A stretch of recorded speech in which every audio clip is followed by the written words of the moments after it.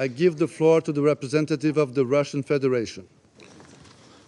Господин председатель, во время консультации 16 октября многие члены Совета пытались отговорить нас от голосования по нашему гуманитарному и деполитизированному проекту резолюции. Нас просили подождать 24 часа с тем, чтобы вы смогли представить консенсусный проект резолюции.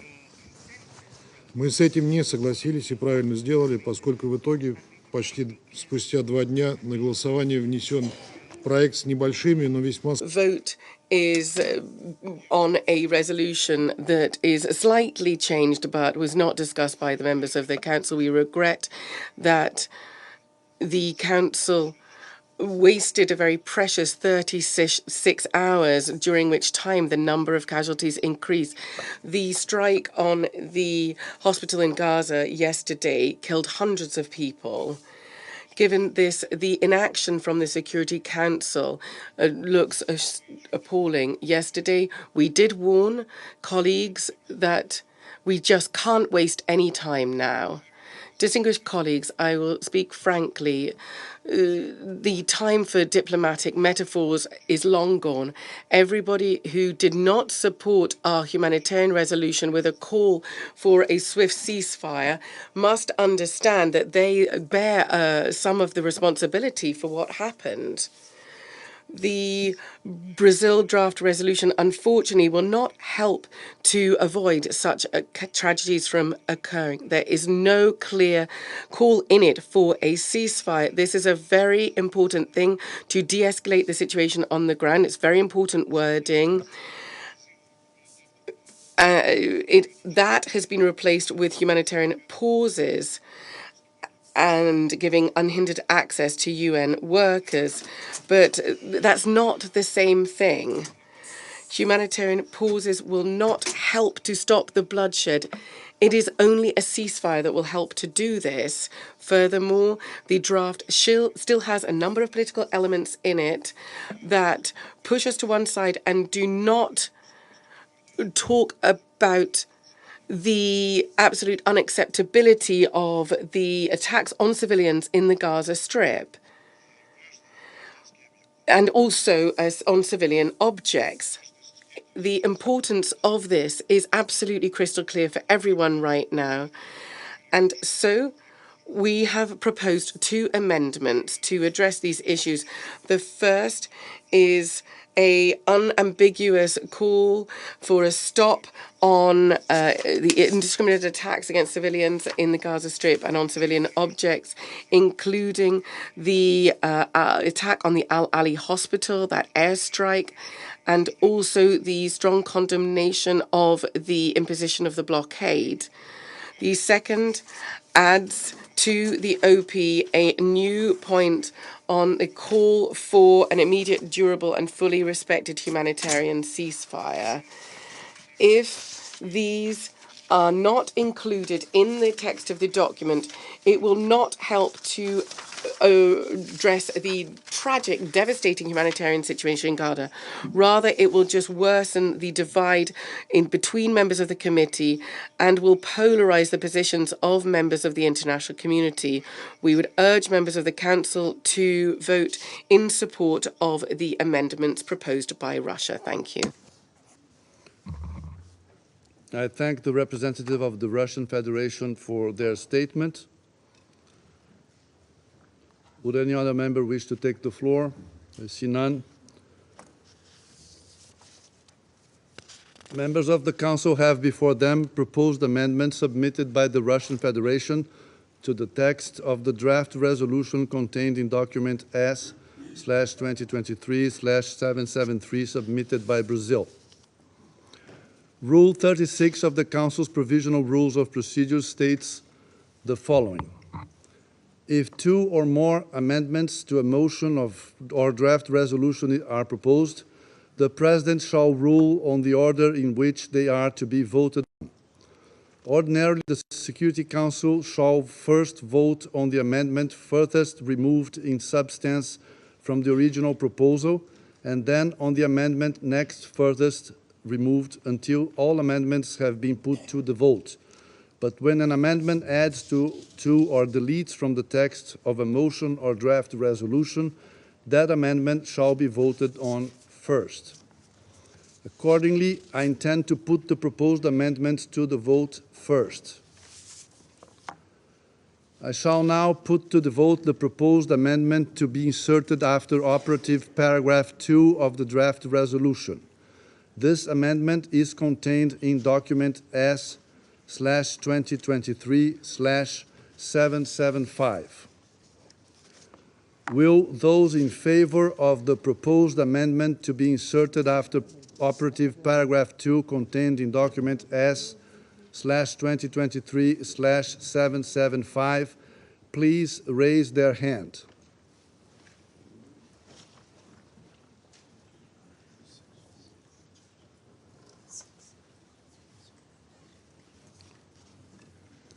Against?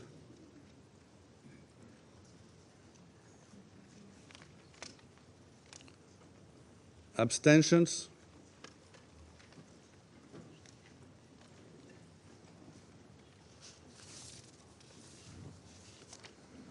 The result of the voting is as follows.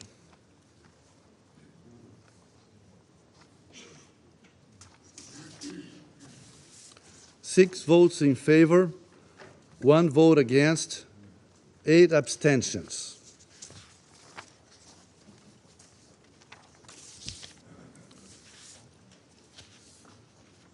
The proposed amendment has not been adopted, having failed to obtain the required number of votes.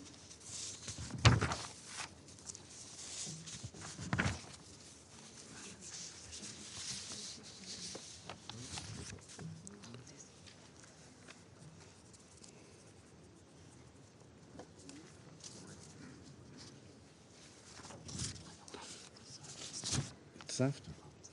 Okay. I shall now put to the vote the proposed amendment to be inserted before operative paragraph 1 of the draft resolution. This amendment is contained in document S/2023/776.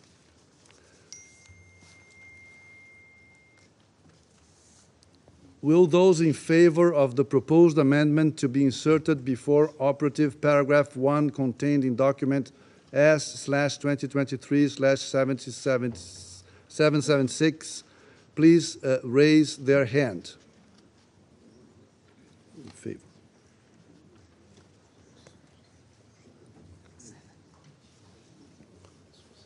Against?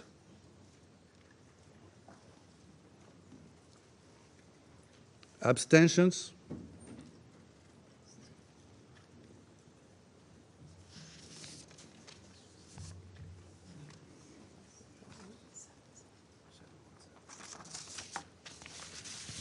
The result of the voting is as follows.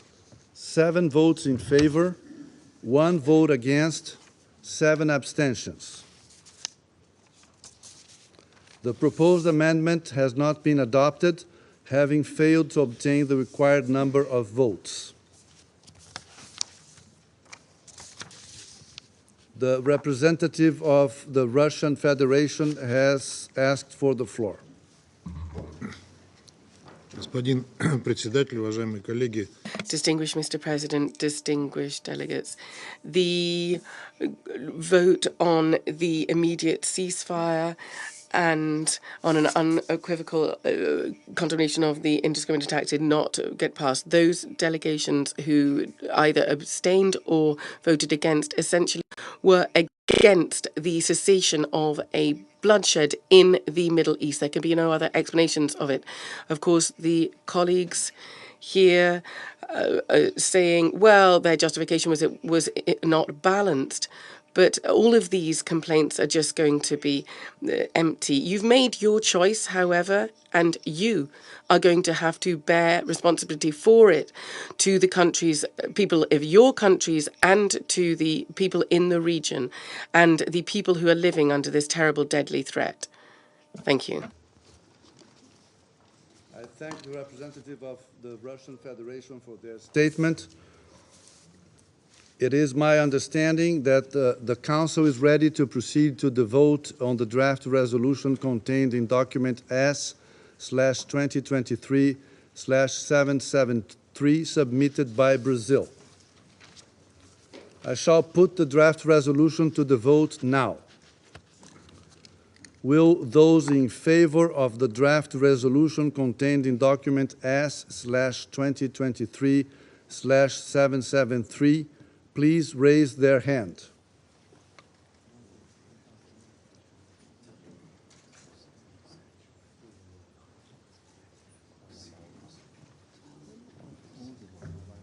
How many?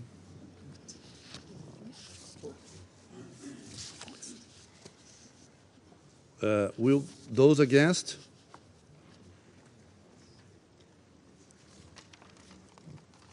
Abstentions?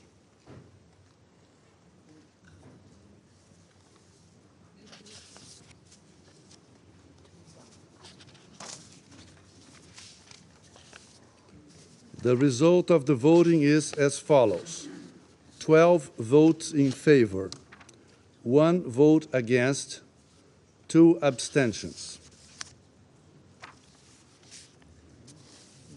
The draft resolution has not been adopted owing to the negative vote of a permanent member of the Council.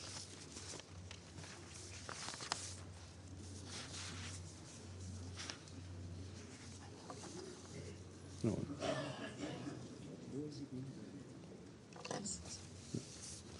The draft resolution, no. I now give the floor to those members of the Council who wish to make statements after the vote. Right. I shall now make a statement in my capacity as the representative of Brazil.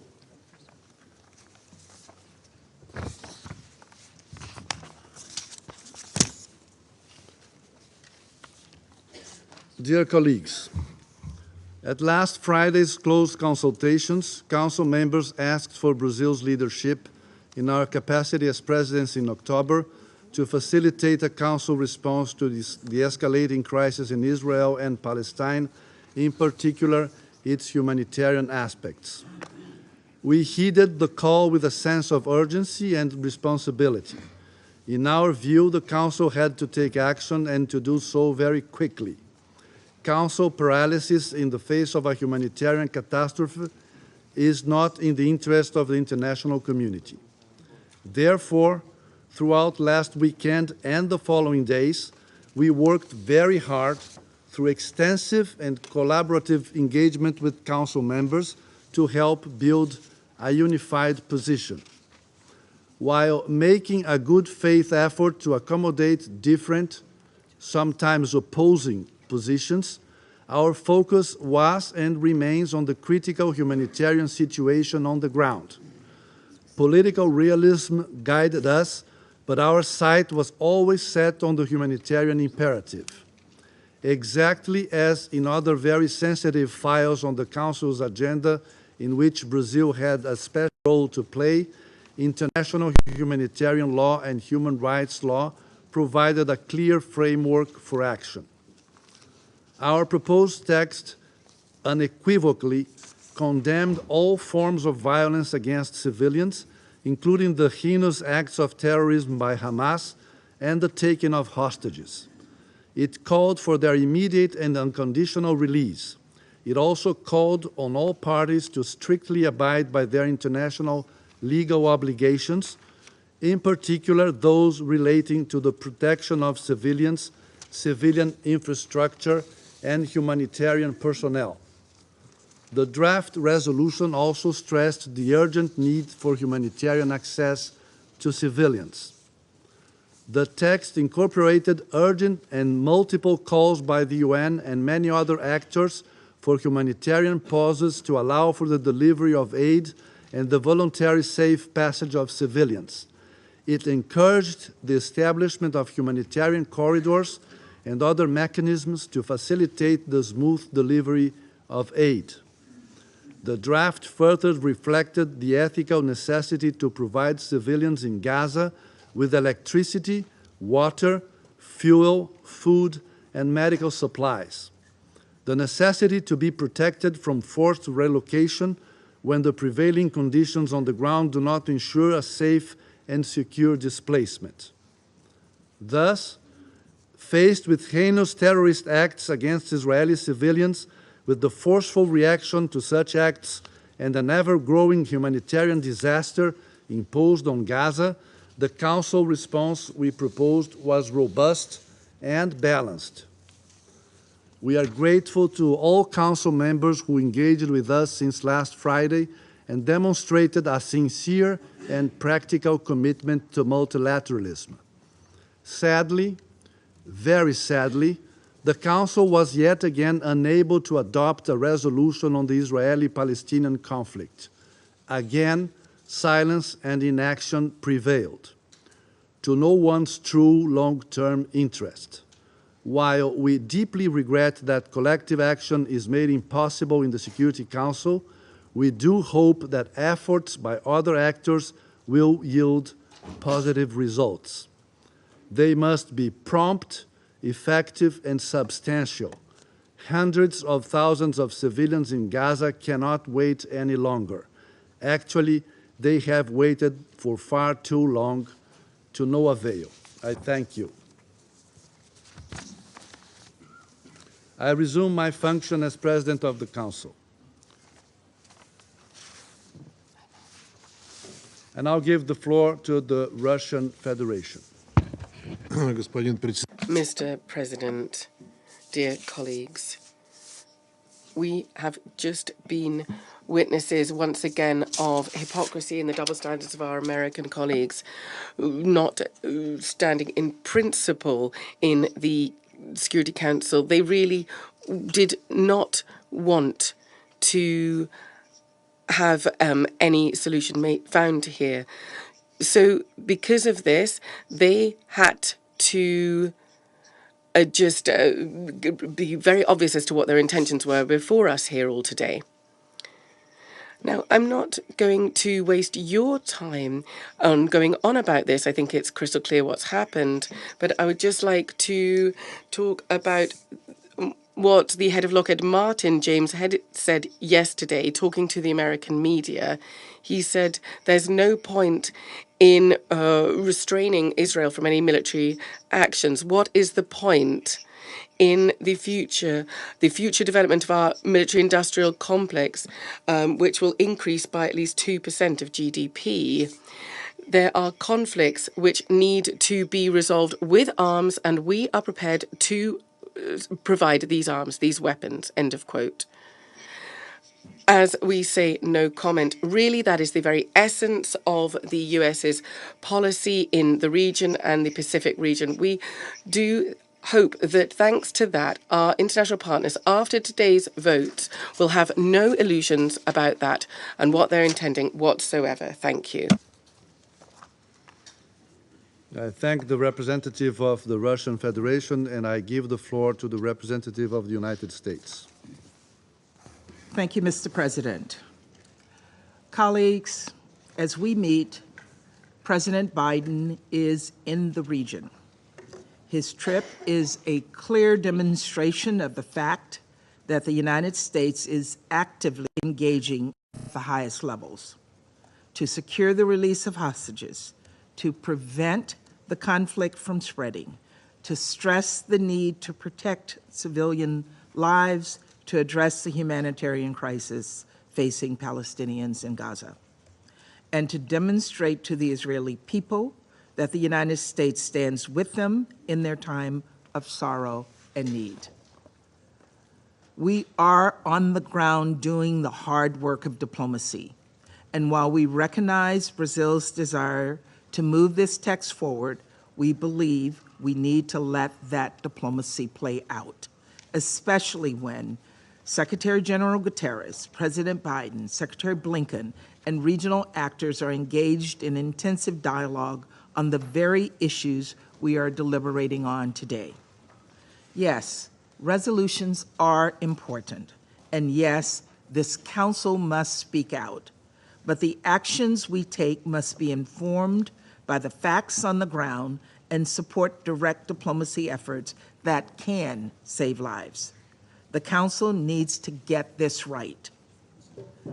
Colleagues, the United States is disappointed this resolution made no mention of Israel's rights of self-defense. Like every nation in the world, Israel has the inherent right of self-defense as reflected in Article 51 of the UN Charter. Following previous terrorist attacks by groups such as Al-Qaeda and ISIS, this Council reaffirmed that right. This text should have done the same. Though we could not support this resolution going forward, we will continue to work closely with all Council members on this pressing issue, just as we will continue to reiterate the need to protect civilians, including members of the media, humanitarian workers, and UN officials. And when I talk about the protection of civilians, I mean all civilians. The United States is horrified and saddened by yesterday's explosion at the Ali Arab Hospital in Gaza. We mourn this tragic loss of life. On the humanitarian front, we are working with Israel, its neighbors, the United Nations, and other partners to address the humanitarian crisis in Gaza. It is critical that food, medicine, water, and fuel begin flowing into Gaza as soon as possible. Families, the elderly, and children are in dire need. Let's be clear. Hamas's own actions have brought this on, this severe humanitarian crisis in Gaza. And Hamas has caused so much needless suffering, death, and destruction. Every member state should condemn Hamas's terrorism and cruelty, and every member state should call on Hamas to cease its endless barrage of rockets against Israel. This is not complicated. It's not controversial. This is the bare minimum. Colleagues, at this difficult moment, let us all call for the protection of civilians and unequivocally condemn Hamas.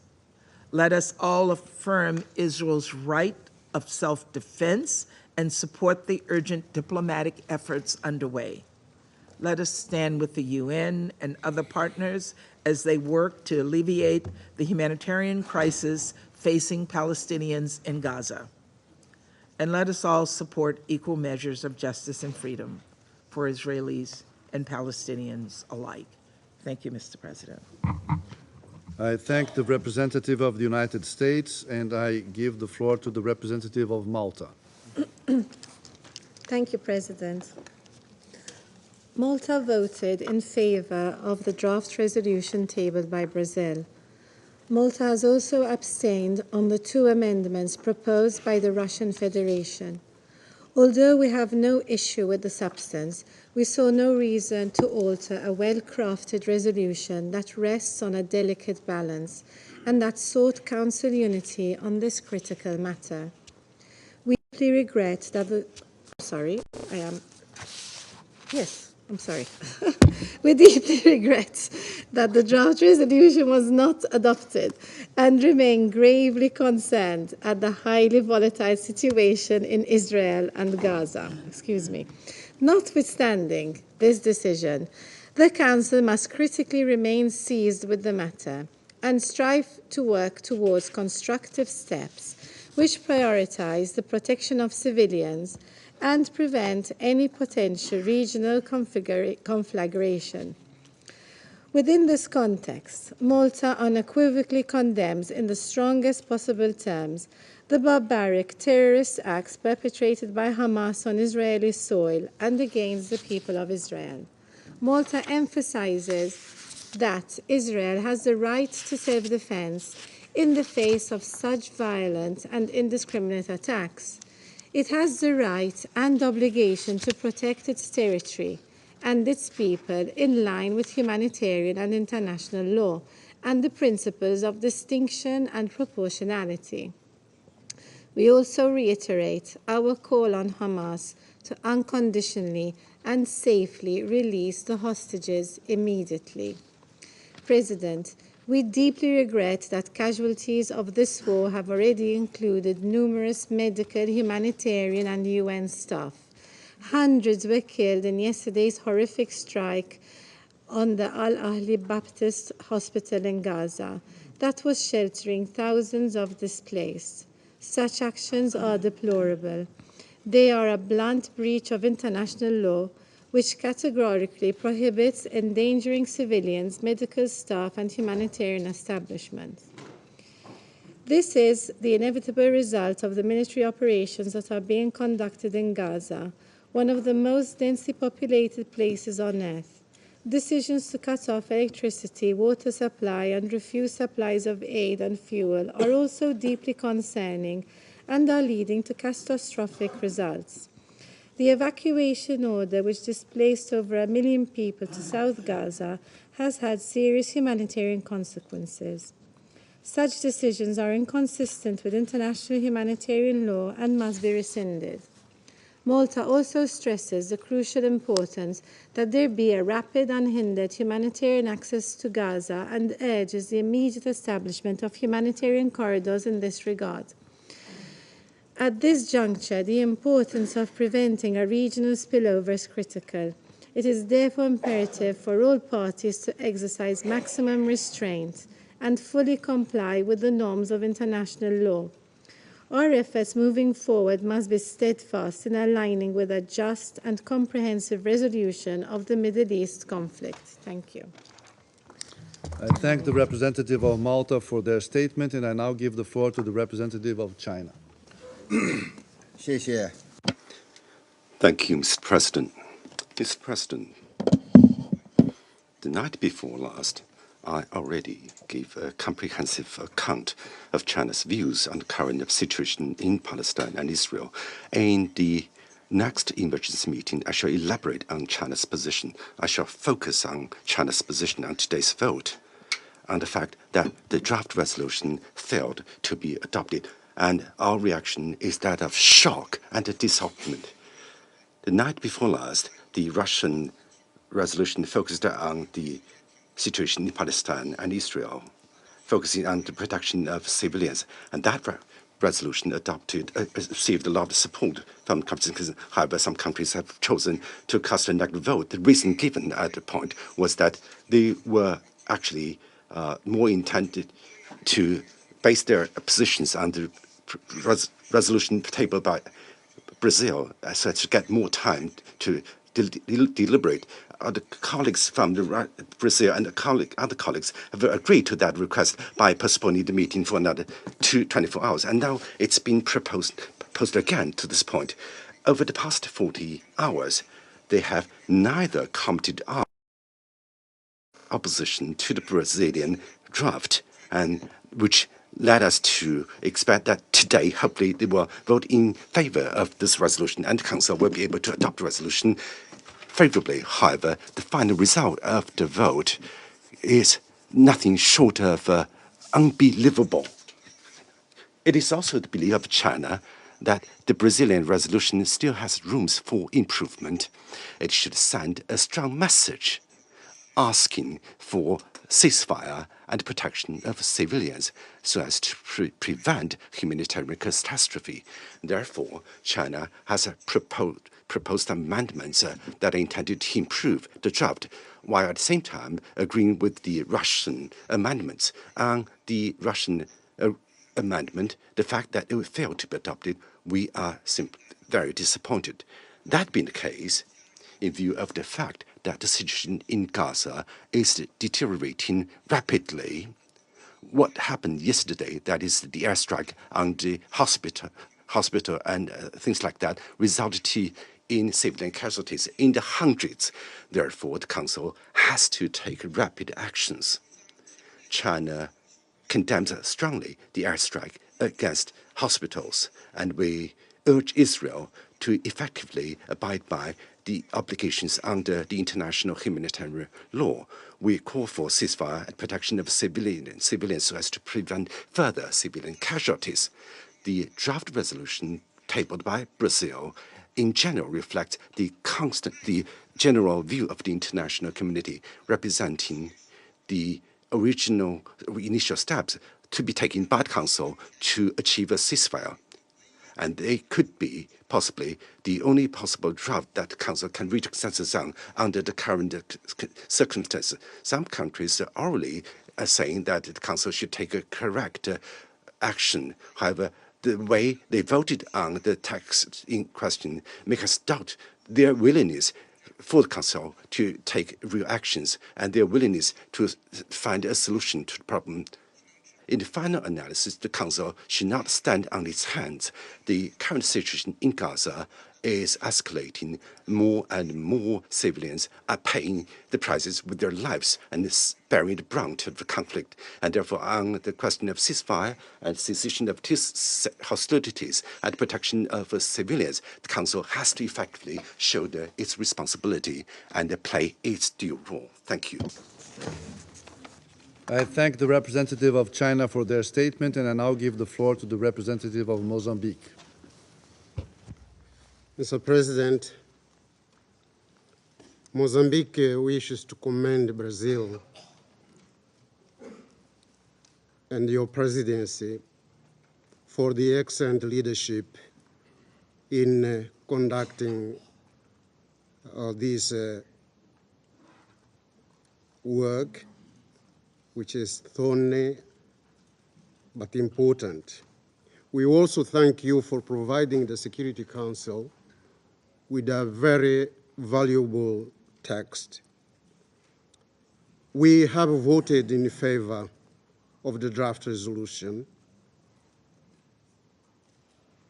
We deeply regret that the draft could not be adopted due to a veto.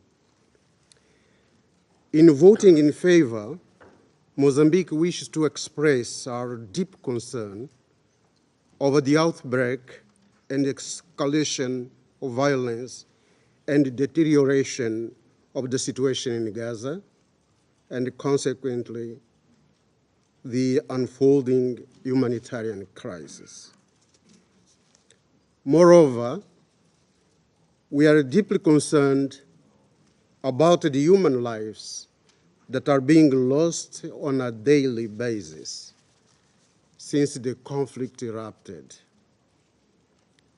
The civilian population, mainly children, women, and the elderly, are suffering the most from the atrocities and the grave effects of this war.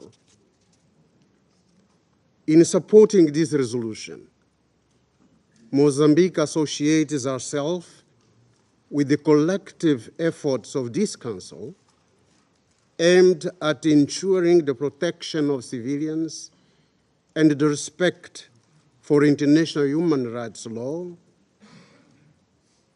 international humanitarian law, the Geneva Convention, as applied to this conflict both in Gaza and in Israel. It is our strong call that humanitarian aid must reach the needy populations in Gaza. That includes the provision of essential goods and services, as well as medical supplies. Mr. President, we are conscious of the fact that ultimately humanitarian problems need political solutions. This belief reflects our own experience, originated from our protracted struggle against colonialism, racism, and apartheid in the Southern African region. In this context, we urge all the parties to immediately stop attacks, refrain from further violence, and engage in constructive dialogue. Mozambique firmly believes that Israel and Palestine can only resolve their differences through dialogue. We hold the view that peace is always possible if the conflicting parties are genuinely willing to follow the path of justice and tolerance. We therefore wish to reiterate our appeal to the members of this council to redouble our efforts toward a sustainable solution to the Israeli-Palestine conflict. We believe the Palestinian people and the Israeli people have their inalienable right to statehood. They can live together, side by side, in peace and security as good neighbors. As a matter of fact, the Charter compels the parties, and indeed the entire international community, to practice tolerance and live together in peace with one another as good neighbors. I thank you, Mr. President. I thank the representative of Mozambique for their statement, and I now give the floor to the representative of Ghana. Thank you, Mr. President. And let me begin by thanking your presidency and all delegations for the efforts made to have a consensual resolution that could have helped support the efforts of this Council to de-escalate the rising tensions and respond to the tragic situation that we are all witnessing in the Gaza Strip and in southern Israel. We deeply regret that the resolution could not pass. For Ghana, we have always held that the Council should, as far as possible, speak in one voice on this important dispute, whose fault lines reach many distant parts of the world. We have therefore, from the very beginning, given priority to the efforts entrusted to the presidency to lead all of us in that direction. It was in this regard also that we voted in favor of the Brazilian draft resolution, but deemed it important to abstain from the draft resolution proposed on Monday night and the amendments to today's resolution to preserve the broadest possible agreement that was found to guide us in a common direction. Despite the high sensitivities of the decades-old Israeli-Palestinian conflict and the differences in approaches we may have in resolving it, what should be paramount is our historic responsibility as a Council to deliver the two-state solution and preserve the lives of the two nations whose destinies are bound by history and a common and shared area. The Council's inability to act on its responsibility today, however, should not break our resolve. We believe that a united Council voice and action on the matter is still required and critical in stabilizing the situation and assisting the parties to enter into dialogue, which is the only viable path to durable peace. We should therefore continue to ask the parties to de-escalate, seek consensus to support mediation efforts, and knock on the doors of all those that can have a moderating influence on the parties to open up the space for dialogue. I thank you. I thank the representative of Ghana for their statement, and I now give the floor to the representative of Japan. Thank you, Mr. President. Japan voted in favor of the resolution because it can support its main ideas, bearing in mind various perspectives, including the humanitarian situation in Gaza. Japan has unequivocally condemned the terror attacks by Hamas and others, and called for the immediate release of those who were kidnapped. We feel strong indignation at the tremendous damage and harm to innocent civilians brought by the attack on a hospital in Gaza City on the 17th. At the same time, we would like to point out that Japan had asked to delay the vote on this resolution proposed by Brazil, understanding that various countries, including the United States, have been continuing to make diplomatic efforts on the ground to improve the situation as soon as possible. Japan expresses its great regret at the fact that the resolution was voted to a vote today nevertheless. Japan has consistently and strongly supported and put the faith in diplomatic efforts by US President Biden and other relevant countries. All of us, including those who refer to hypocrisy in particular, should think twice. If we are really faithful to human rights principles, and if we are doing sufficient efforts to make difference on the ground in improving humanitarian situation, actions are needed. Japan will continue to work together with other countries to ensure the safety of civilians and realize an early de-escalation of the situation. I thank you, Mr. President. I thank the representative of Japan, and I now give the floor to the representative of Switzerland. Merci, Monsieur le Président. Thank you, President.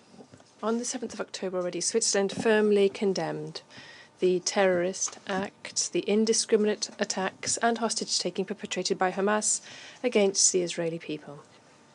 We deplore the deaths of thousands of civilians, including hundreds of children in Israel and the occupied Palestinian territory, particularly Gaza. Switzerland echoes the Secretary-General in condemning unequivocally the strikes, particularly those which, according to United Nations figures, have led to hundreds of deaths and dozens of injured yesterday in the Al-Ahli Hospital, Anglican Episcopal Church. And we express our sincere condolences to the injured and the victims. We are concerned regarding the large-scale humanitarian crisis in Gaza and the dramatic situation faced by civilians. 1 million people have been displaced, and it is urgent for humanitarian aid to be able to enter. Water, electricity and medical supplies are dwindling. We have all spoken around this table yesterday about the situation in the Middle East, which requires united, urgent action by the Council. De-escalation, protection of civilians, humane treatment for all hostages, and Switzerland calls for immediate release, as well as rapid, safe, unhindered humanitarian access are all priorities. The draft resolution tabled by Brazil met these priorities, with aiming for a common understanding by this Council, which is why we voted in favour of it and very much regret the failure to adopt the resolution put to the vote today. I wish to thank your delegation once again, President, for your sustained commitment. It is regrettable that we have not yet been able to reach consensus on a product showing our unity in the face of this situation. Independently of the adoption of a resolution, all the parties must uphold international humanitarian law, particularly the principles of distinction, proportionality and precaution, as well as human rights. International humanitarian law takes account of legitimate security and military needs. All of these rules must therefore be respected with no exception. President, Switzerland has deployed every effort to contribute to reaching consensus on a Council product in this urgent situation. Along these same lines, we remain at your disposal to support any new initiatives which could result in action by this Council. Thank you. I thank the representative of Switzerland for their statement, and I now give the floor to the representative of Gabon. Merci, Monsieur le Président. Thank you, President. This morning, this Council is seeing its credibility put to the test, given the scope of the deadly violence in Israel and Gaza and the extreme gravity of the crisis in the Middle East, whose shockwave is threatening peace and security in the whole of the region and beyond. As a Security Council, our mandate is to halt wars, or failing that, to prevent them and to alleviate the human suffering born of crises. This morning, the Security Council was not equal to this mandate. The rhetoric around this table provided no succor, no help to civilians in Gaza, who are falling in the face of indiscriminate strikes by missiles and rockets, and who are deprived of all means of survival. Once again, politics and geopolitics have paralyzed this Council's capacity for action. This Council is not reacting in the face of horror and the screams of distress of civilians, in the face of one of the most serious crises in the Middle East, and we are counting the deaths and the destruction whilst remaining powerless.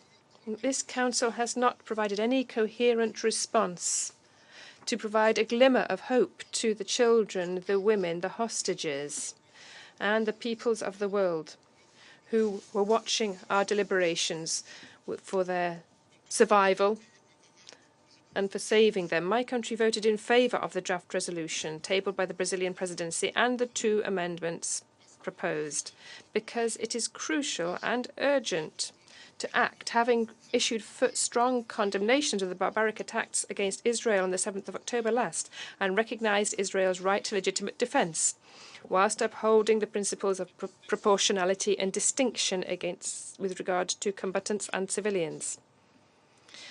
We firmly believe that given the magnitude of the deadly violence, which over a few days has caused thousands of deaths and immeasurable humanitarian distress, we must call for an immediate cessation of hostilities and the opening of humanitarian corridors to alleviate the suffering of civilians. Our position has been clear since the first Council meeting. Hostage-taking is unacceptable and unjustifiable and indefensible, and we reiterate the hostages must be released with no conditions, no blackmail.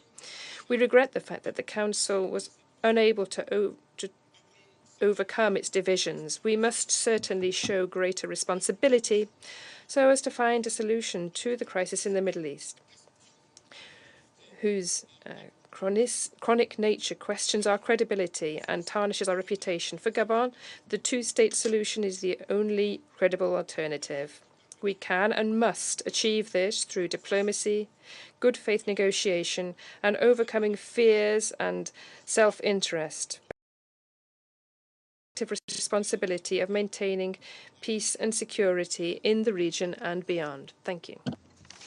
I thank the representative of Gabon for their statement, and I now give the floor to the representative of the United Kingdom.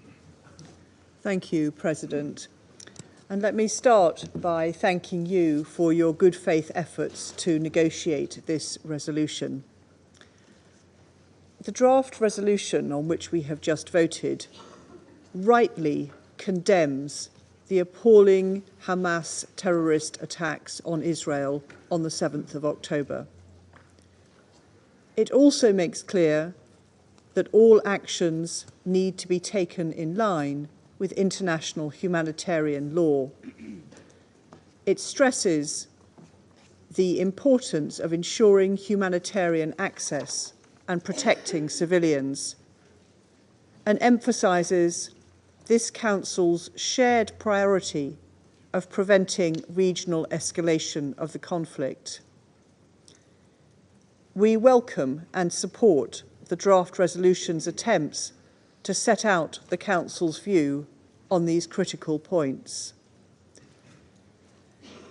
But the draft resolution needed to be clearer on Israel's inherent right to self-defense in line with the UN Charter after Hamas attacks killed over 1,400 people and took almost 200 people hostage. The draft resolution also ignored the fact that Hamas are using innocent Palestinian civilians as human shields. They have embedded themselves in civilian communities and made the Palestinian people their victims too. For these reasons, the United Kingdom abstained on this resolution. My Prime Minister has been clear that the UK stands with Israel in the face of these atrocities. We support Israel's right to defend itself against Hamas, take back the hostages, deter further incursions, and strengthen its security for the long term. In so doing, we will continue to call on Israel to take all feasible precautions to avoid harming Palestinian civilians and to act in line with international humanitarian law. We will continue to work closely with Israel and our partners in the region to respond to the humanitarian crisis in Gaza, to ensure that civilians are protected and have access to food, water, medicine, and shelter, and to work towards the peace and stability promised by the two-state solution. I thank you, President. I thank the representative of the United Kingdom for their statement, and I now give the floor to the representative of Ecuador. Señor Presidente. President,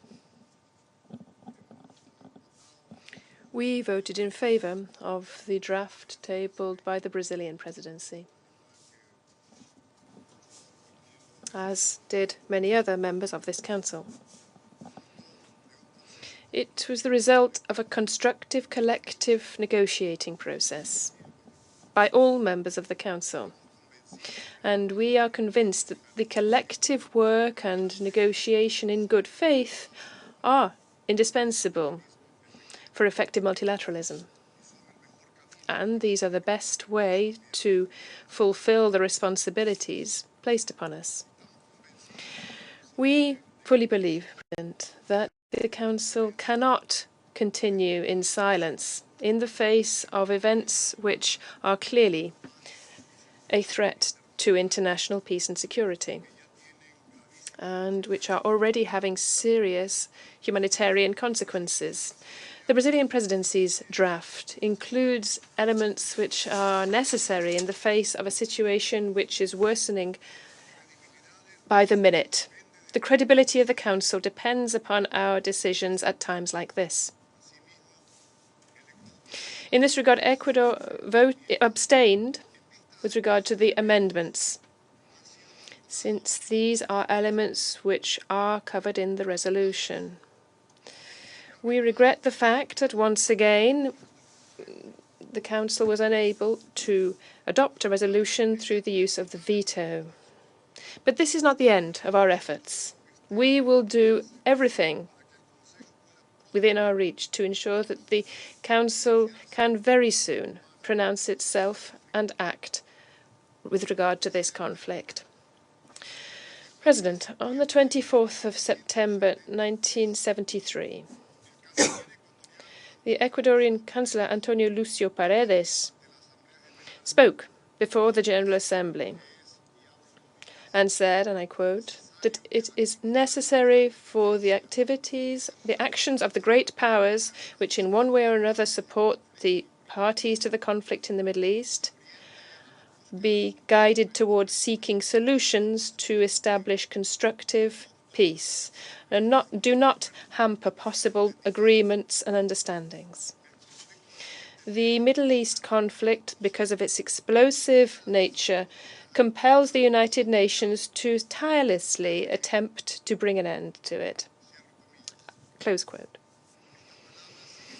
These words remain valid, even though they were said over 50 years ago. Thank you very much. I thank the representative of Ecuador for their statement, and I now give the floor to the representative of Albania. Thank you, Mr. President. We thank Brazil for their efforts, the diligence in providing time, and the continued engagement with all the Security Council members. The text came at a very critical moment, not only for the conflict between Israel and Hamas, and the huge impact it's having on civilians, but also for the revived dangers for the region and beyond. Albania voted in favor because the text responded to core objectives on the issue and to our coherent and principled position. It strongly and unequivocally condemned Hamas and its indefensible terrorist attacks on Israel on 7 October 2023. It called for the immediate release of the hostages, which should remain a humanitarian priority, as the Secretary General called upon Hamas last Sunday. They should be released immediately and unconditionally. It provided for the protection of civilians in accordance with international humanitarian law and the flow of the humanitarian aid to all those in need. It also supports the regional and international efforts for a solution on the ground and embraces a diplomatic solution to the crisis.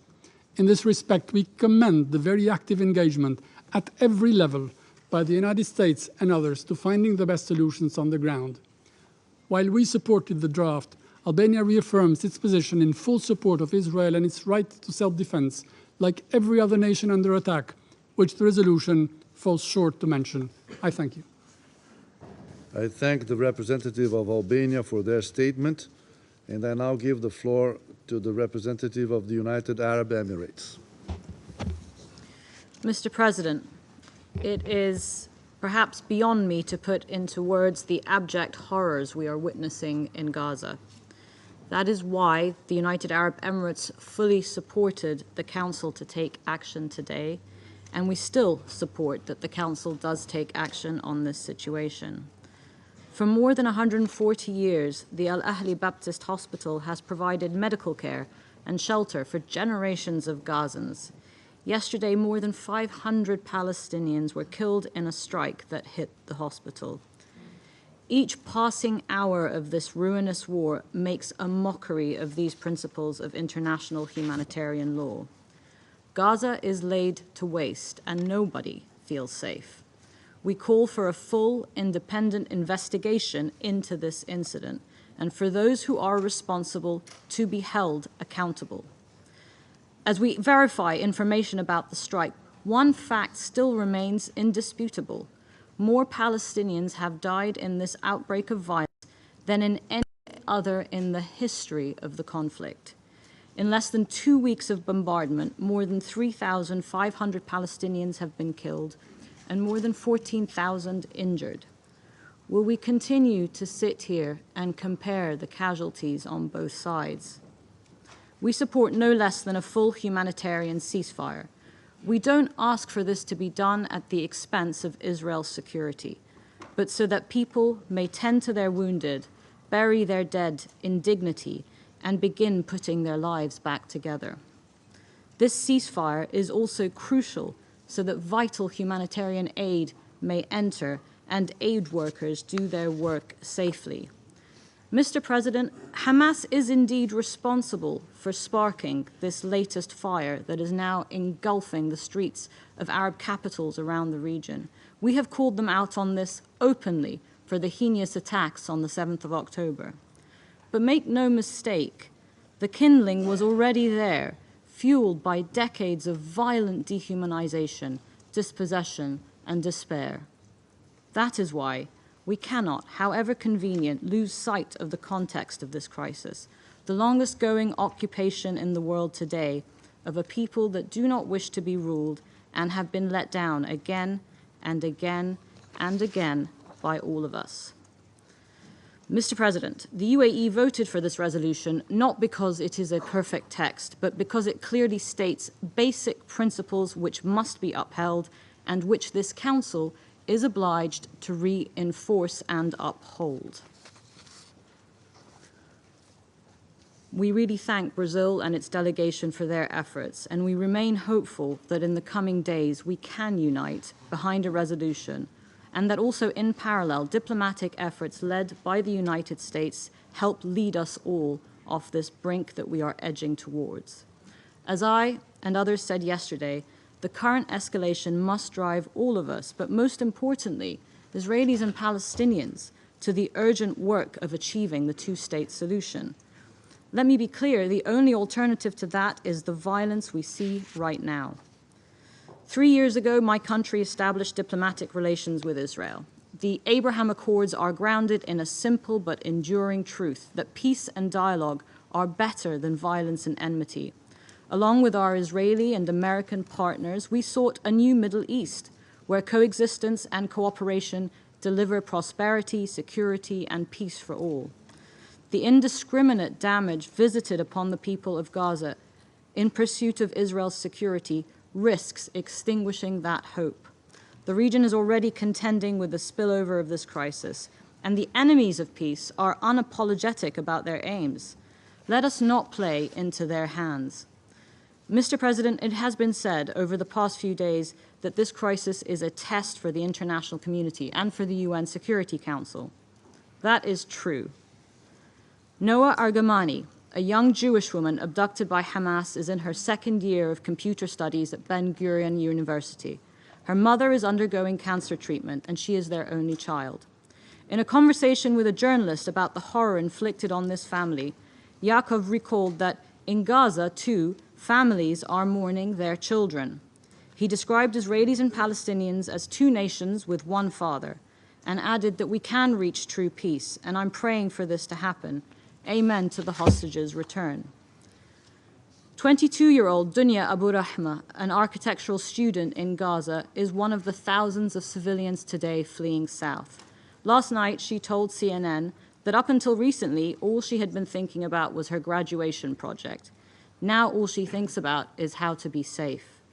The test, colleagues, is whether or not we sustain that hope for peace that shines even through a parent's unspeakable anguish and a child's aspiration to just be normal like the rest of us. We cannot doom millions of people to misery because diplomacy is hard. We must keep trying again and again and again. We must recognize that by continuing to fail to respond to the Palestinian people's legitimate aspirations for a country in their homeland, we fuel this unrelenting cycle of violence and hatred. Let us not fail this test for the sake of Israelis, for the sake of all peoples of the Middle East. Thank you.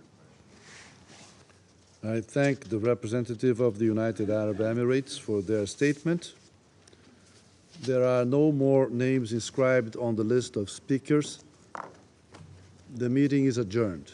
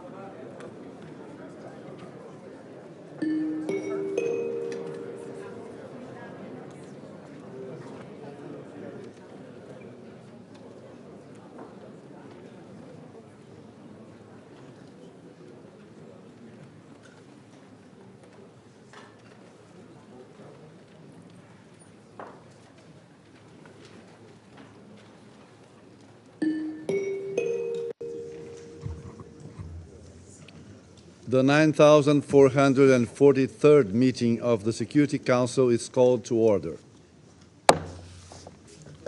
The provisional agenda for this meeting is the situation in the Middle East, including the Palestinian question. The agenda is adopted. In accordance with Rule 37 of the Council's Provisional Rules of Procedure, I invite the representatives of Algeria, Egypt, Israel, Jordan, Libya, Oman, Pakistan, South Africa, Syria, and Tunisia to participate in this meeting. It is so decided. I propose that the Council invite the permanent observer of the Observer State of Palestine to the United Nations to participate in the meeting in accordance with the Provisional Rules of Procedure and the previous practice in this regard. There being no objection, it is so decided. In accordance with Rule 39 of the Council's Provisional Rules of Procedure, I invite the following briefers to participate in this meeting: Mr. Martin Griffiths, Under-Secretary General for Humanitarian Affairs and Emergency Relief Coordinator, and Mr. Tor Wennesland, Special Coordinator for the Middle East Peace Process. It is so decided.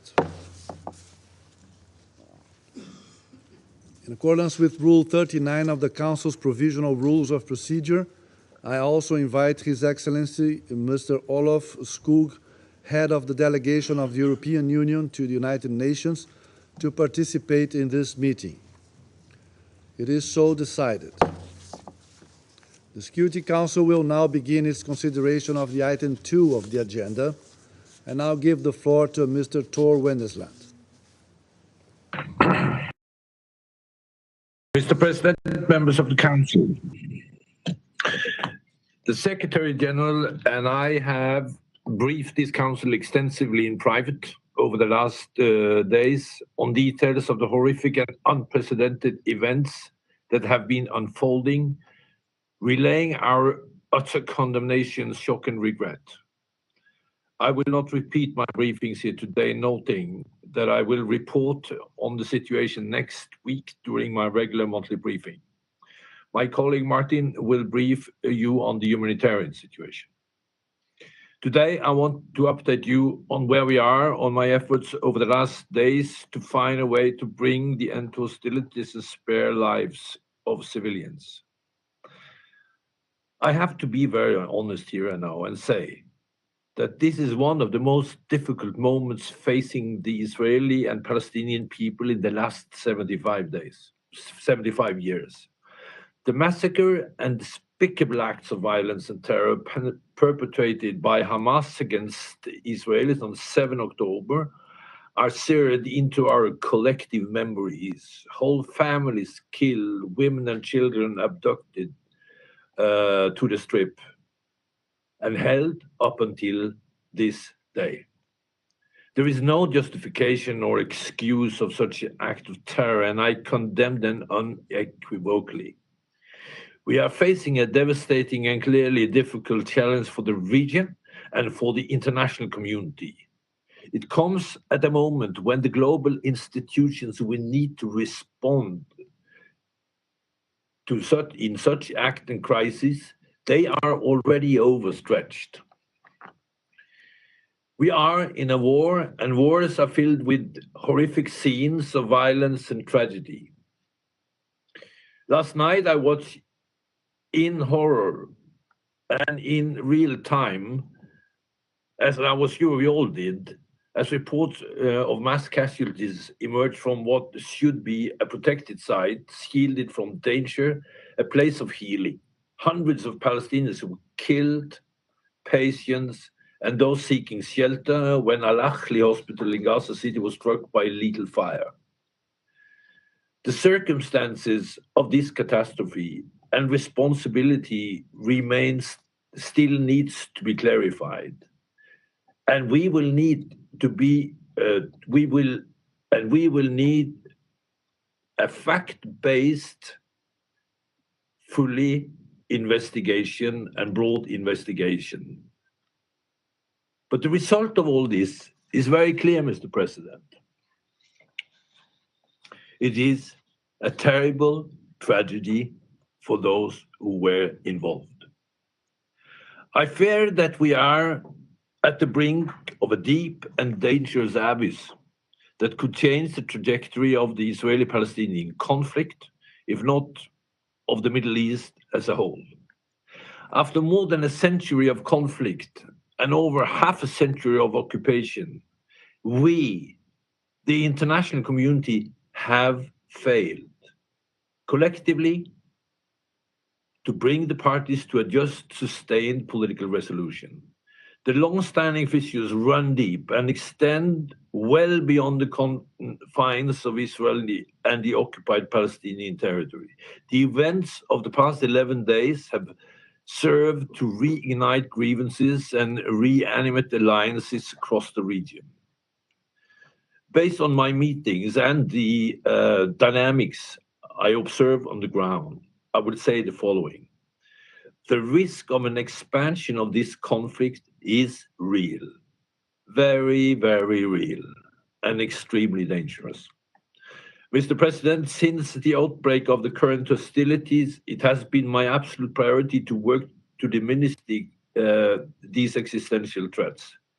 With the Secretary General, I have been in constant communication with a broader range of interlocutors, with the parties, with regional and international actors who have agencies and influence.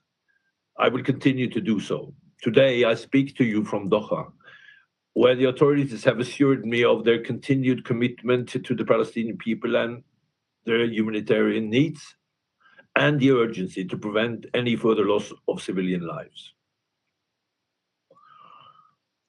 Meetings and ongoing discussions with leaders in Egypt have focused not only on the question of facilitating access to Rafah crossing on humanitarian assistance, but also our shared concern and efforts to rein in further regional hostilities.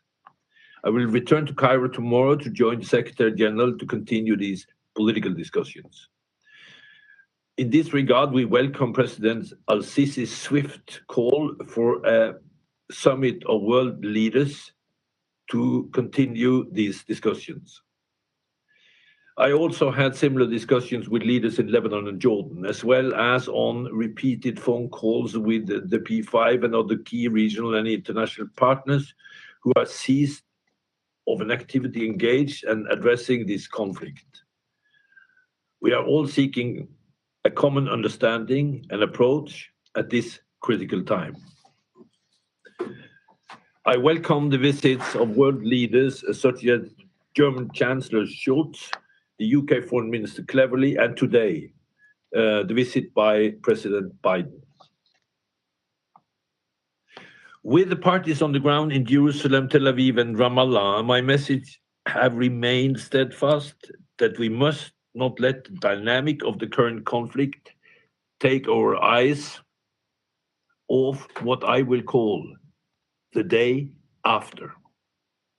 The day after we need to start working on now, immediately. We know the way forward. These days, I can tell you, diplomacy is very hard. But here is what we need to do. We need the time and space to achieve two urgent objectives. Hamas' immediate, unconditional release of all hostages. Secondly, and fast, unrestricted access of humanitarian aid for Palestinians in Gaza. The third thing must be a collective effort to end the hostilities and prevent any further expansion of the conflict to the region. Regarding West Bank and Lebanon, there should be no miscalculation, no provocation, and no step that closes the door for our current efforts. The step beyond must be down the path towards the political solution. Ultimately, the only way to bring the end to the bloodletting and prevent any recurrence of the to pave a way forward, a long-term political solution is needed in line with UN resolutions, international law, and previous agreements. As I've stated many times to this Council, a patchwork of ad hoc and temporary fixes and perpetual management of conflict without addressing underlying issues is not sustainable. That has been proven over the last 11 days. What we are seeing on the ground now, all too tragically, proves that this is true. What we must do now is to work together as one to achieve these objectives. Thank you. I thank Mr. Winnesland for his briefing. I now give the floor to Mr. Martin Griffiths.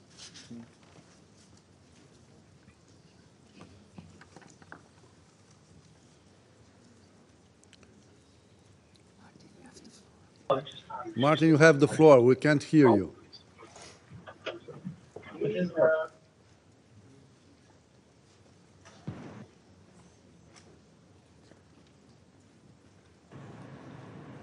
Can you hear me now? Yes. Yes. Okay, sorry, my technical knowledge, Sergio, is not brilliant. Thank you very much for inviting me. And what I was saying was what an honor it is for me to be on the same podium as Tor.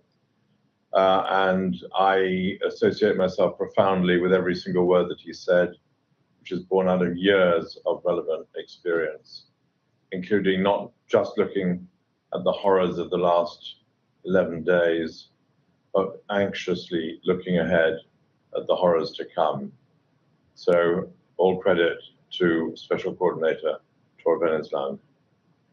But I also, of course, join him and all members of the Council in expressing my horror and despair at the explosion that he described watching, as so many of us did, at the Al-Ahli Anglican Episcopal Hospital in the northern Gaza Strip yesterday evening. My heartfelt condolences, of course, go out to the grieving families affected by this heart-wrenching tragedy.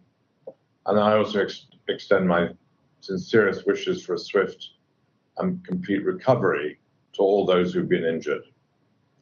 According to the World Health Organization, the hospital in question was one of 20 in northern Gaza, subject to the announcement by the Israeli authorities that civilians should leave for their safety. It's a terrible thought to think of that the morning after.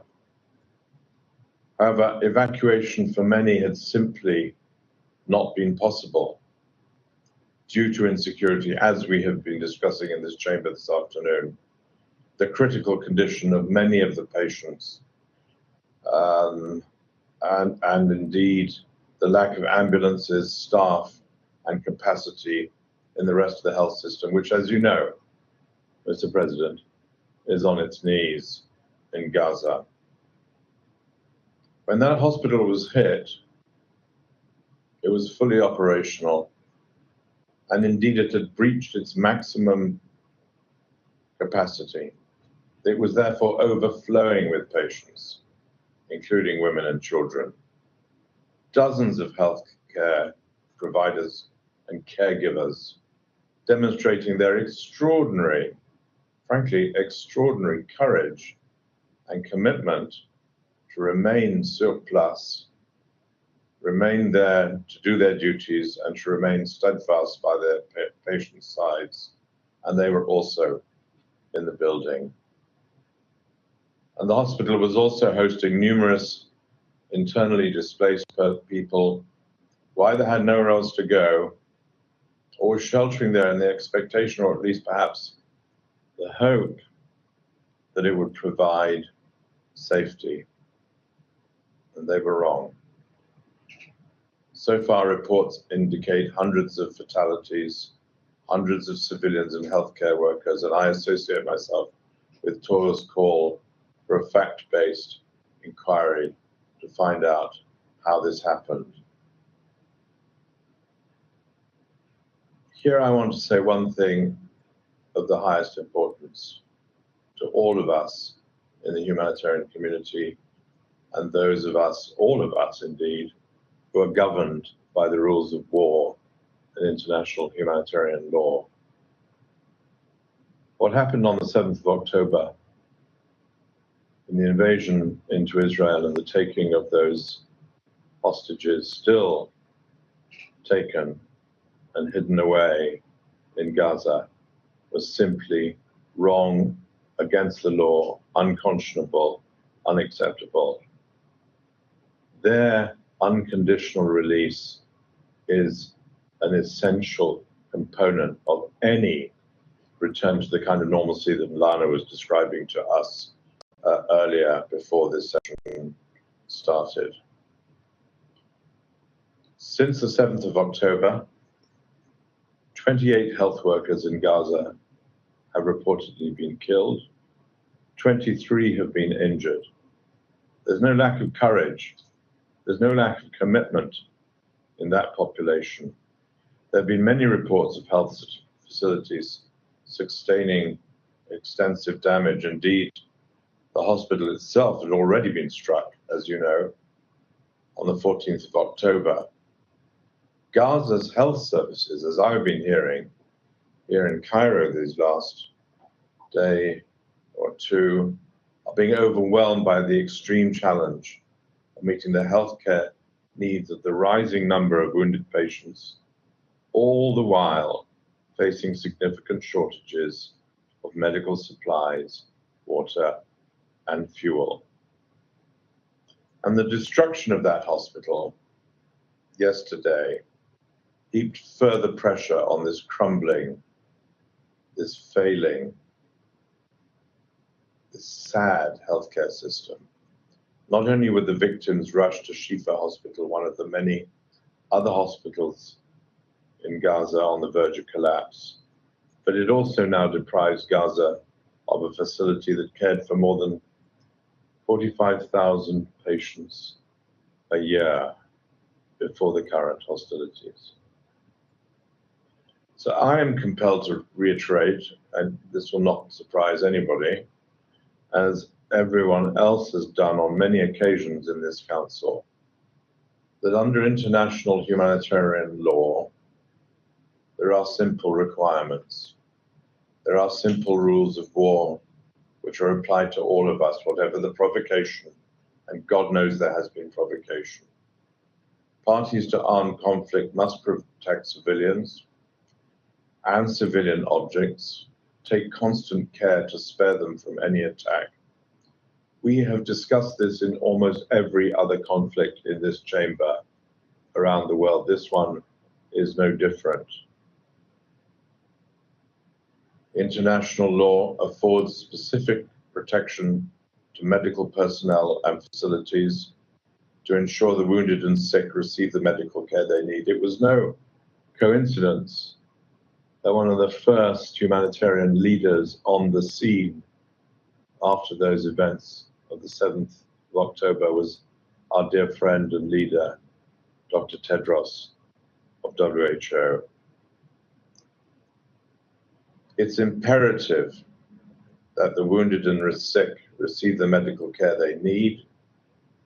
It is imperative that the parties respect their obligations under international humanitarian law, and it is our collective responsibility. We are all involved in this. We are not observers. We are all involved in using all our influence to ensure that this is the case. This tragedy is characteristic of the crushing impact this conflict has had on civilians, and as Tor has been pointing out, and Lana earlier, the catastrophic consequences it will have if it continues to escalate as we fear. In just 11 days since that storming of Israel by Palestinian armed groups on 7th of October, the death toll, as has been mentioned, has already exceeded that of the 2014 hostilities, which lasted more than 7 weeks. The pace of death, of suffering, of destruction, of breaches of international law cannot be exaggerated. In Gaza, more than 3,000 people have been killed, more than 12,500 injured. Hundreds are unaccounted for under the rubble, and quite frankly, we do not know how many have moved from the north to the south to get out of harm's way. The death toll also, we all know this well, includes humanitarians. I want to pay tribute to the 15 UNRWA staff and Red Cross and Red Crescent personnel that I've been meeting these days, the families of those who have fallen.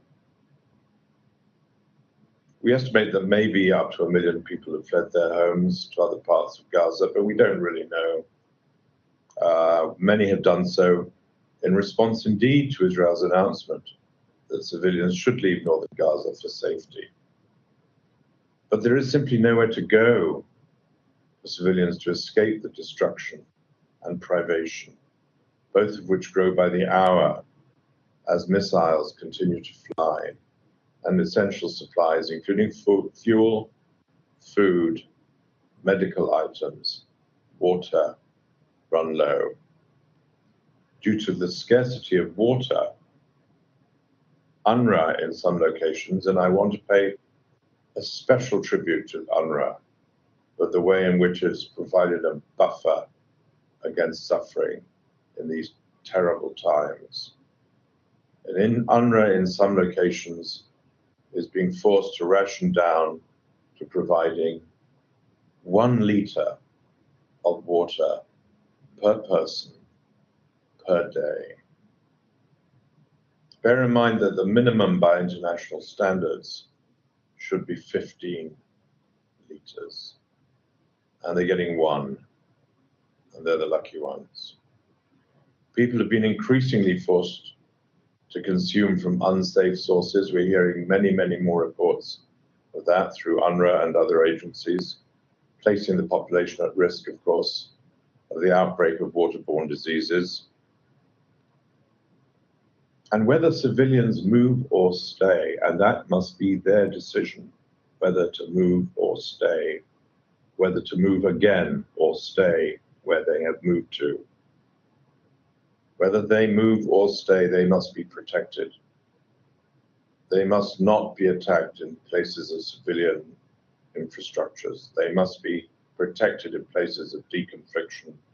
And they must have access to the essentials of humanitarian assistance to survive, which are available and in which we have all spent many, many detailed hours in detailed negotiations with the parties, and I'm grateful to them, to all of them, for the commitment that they have shown to these negotiations. It means that the UN and the humanitarian partners, and I specifically refer to the great leadership shown, and I met their leaders today, of the Egyptian Red Crescent and the Palestinian Red Crescent, must be able to deliver relief to civilians in need throughout Gaza without impediment in places of their choice, in places where they consider safe themselves to be safe and where we can seek to ensure that safety. We have humanitarian supplies. We have medical teams. UNRWA has a staff of 14,000 in Gaza still bravely working under these conditions. The other agencies do. The Red Crescents, of course, have many, many, many volunteers, and they are all ready to assist the people most in need. I'm very grateful to many member states for providing very quickly emergency funding available for the immediate relief in Gaza, including from the Central Emergency Response Fund that my office runs and the Occupied Territories Humanitarian Fund. Thank you. Thank you to all of you who stepped up so quickly. What we don't have, however, we have a lot, but what we don't have, and it's the killer, and what we desperately need is immediate safe humanitarian access across all of Gaza. And that is the burden of our discussions with key parties. We urgently need a mechanism agreed by all relevant parties to allow for the regular provision of emergency needs throughout Gaza, to get the level of distribution of assistance up to what it was before these terrible weeks of 100 trucks a day providing assistance throughout Gaza to people in need. We need to get back to that level of ambition. For that, we need additional funding for agencies like UNRWA, World Food Programme, and of course for the Red Crescents in their leadership role. And without new funding, UNRWA, already painfully, woefully lacking in funds, will not have the ability to continue to deliver core services. But as Mr. President, as Tor said, and I'm glad he did, and he made two, I think, very important points. Gaza is not the only location of concern in this deeply troubling conflict. Since the start of the latest hostilities, the situation in the West Bank has also been deteriorating, as Tor said, and he should know. Last week was the deadliest week for Palestinians in the West Bank since the United Nations started recording fatalities in 2005, while settler violence incidents also have gone up from an average of 3 incidents a day to 8. Suffering knows no borders. Widespread closures throughout the West Bank are impacting the ability of communities to access essential services, and there is a real risk of the situation spiraling out of control. What the people of Israel, Palestine, the region need, what we all need, what this Council's mandate is in existence to secure, is the sanity and humanitarian to prevail, drawing on the provisions of international humanitarian law for urgent efforts, this was Tor's second point, to arrest any further descent in this brutal calamity. Lana said it very eloquently, the worry that I suppose many of us have, where will this lead us? Where will this lead us when the fighting has taken place? Of course, we implore the parties to respect international humanitarian law. And by the way, I want to be very clear, a humanitarian ceasefire would go a long way to easing the epic human suffering. Finally, Mr. President, I know I've gone on too long. I want to conclude by expressing my deepest admiration, gratitude, and comity for the extraordinary people who are delivering life-saving and humanitarian services in Gaza, in the West Bank, as they do in so many other parts of the world. Many of whom are displaced, many have lost loved ones, many of our staff in all our agencies have had that kind of suffering. The dedication and bravery of ambulance crews, healthcare professionals, people working in hospitals and clinics, actually is a reminder of the fundamentals of humanity which drive our efforts to resolve these differences, to resolve them through diplomacy, through dialogue, through kindness, through generosity, and through accountability. I also want to express my profound personal gratitude. I have said it also already for Tor, but also to my colleague and his colleague, our Deputy Special Coordinator, Resident and humanitarian coordinator, somebody with a title as long as mine, Lynn Hastings, and the humanitarians were demonstrating unwavering commitment to providing essential assistance and relief. Their collective efforts, their unstinting focus on key priorities which are based on operational needs, exemplifies not just the United Nations' enduring commitment to extending hope and support, but exemplifies the commitment of the humanitarian community and its supporters, all of whom are in this room, to do the job that they have decided and resolved to choose for their lives. Sergio, Mr. President, thank you very much. I thank Mr. Griffiths for his briefing. I now give the floor to the members of the Security Council.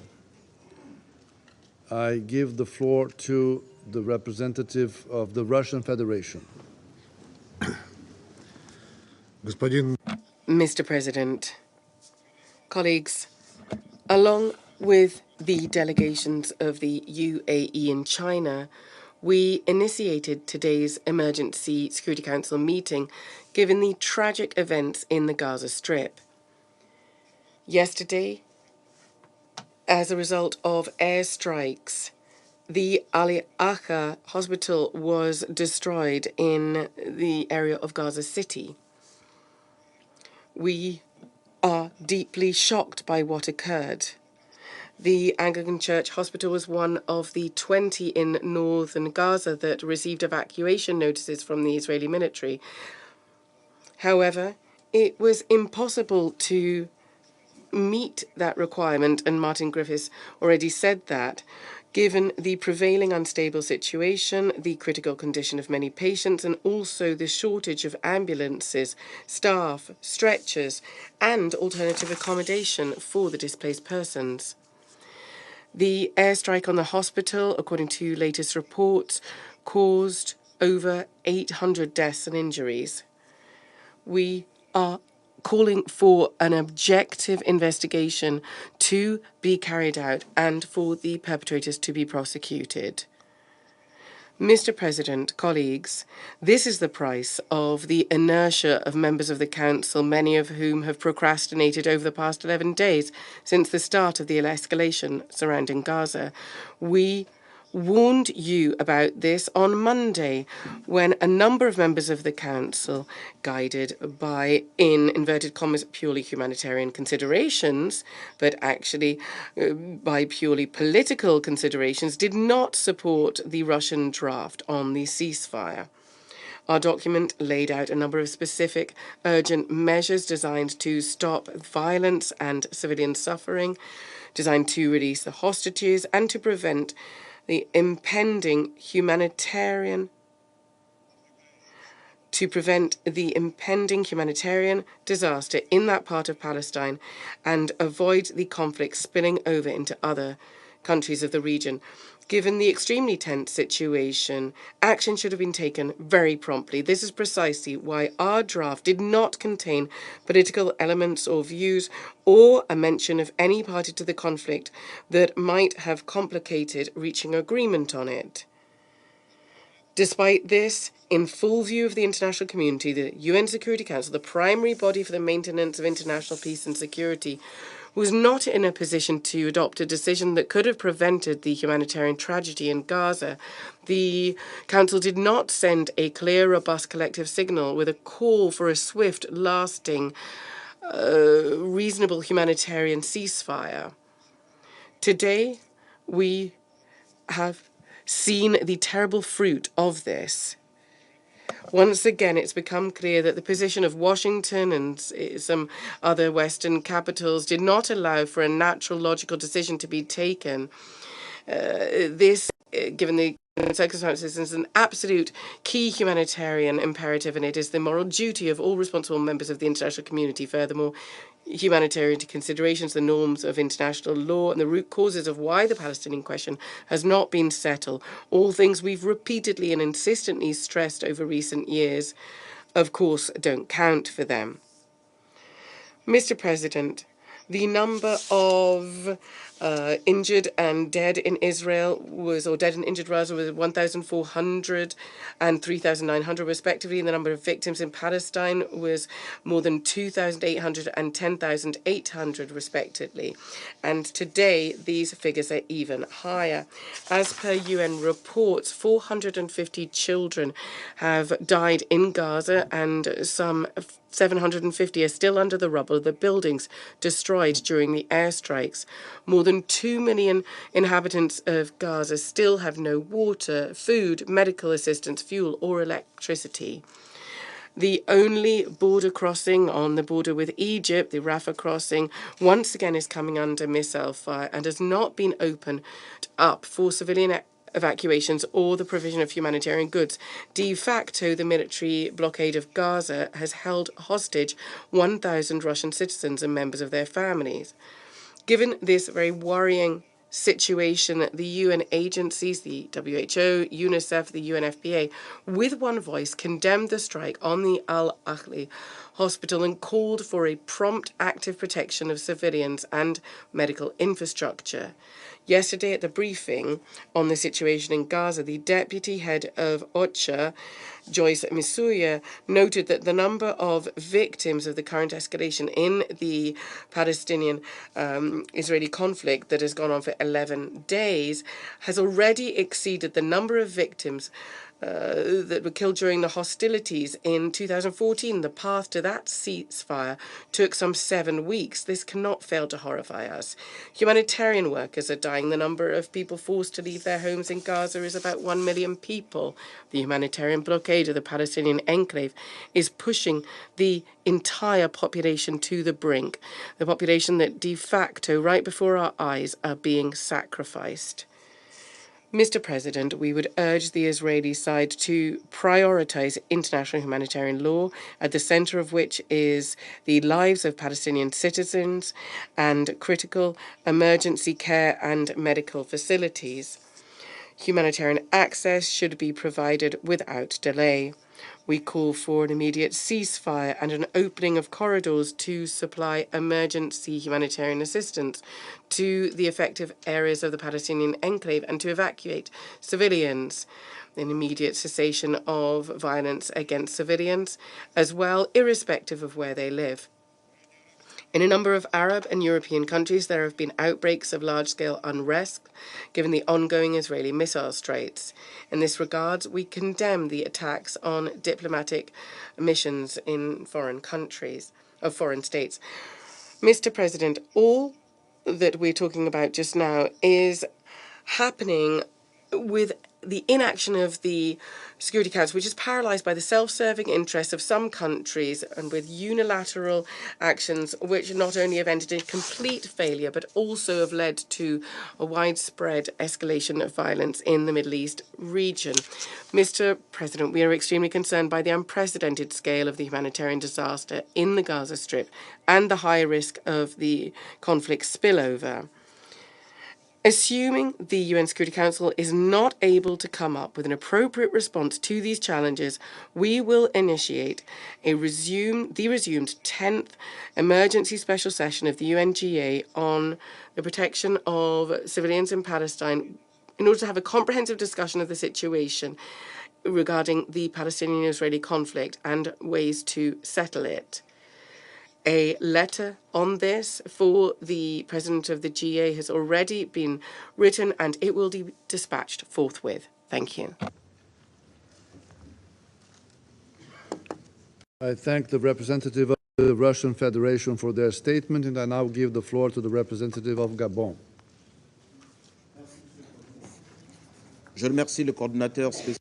I thank the Special Coordinator Tor Wennesland and Under Secretary General Martin Griffiths for their briefings.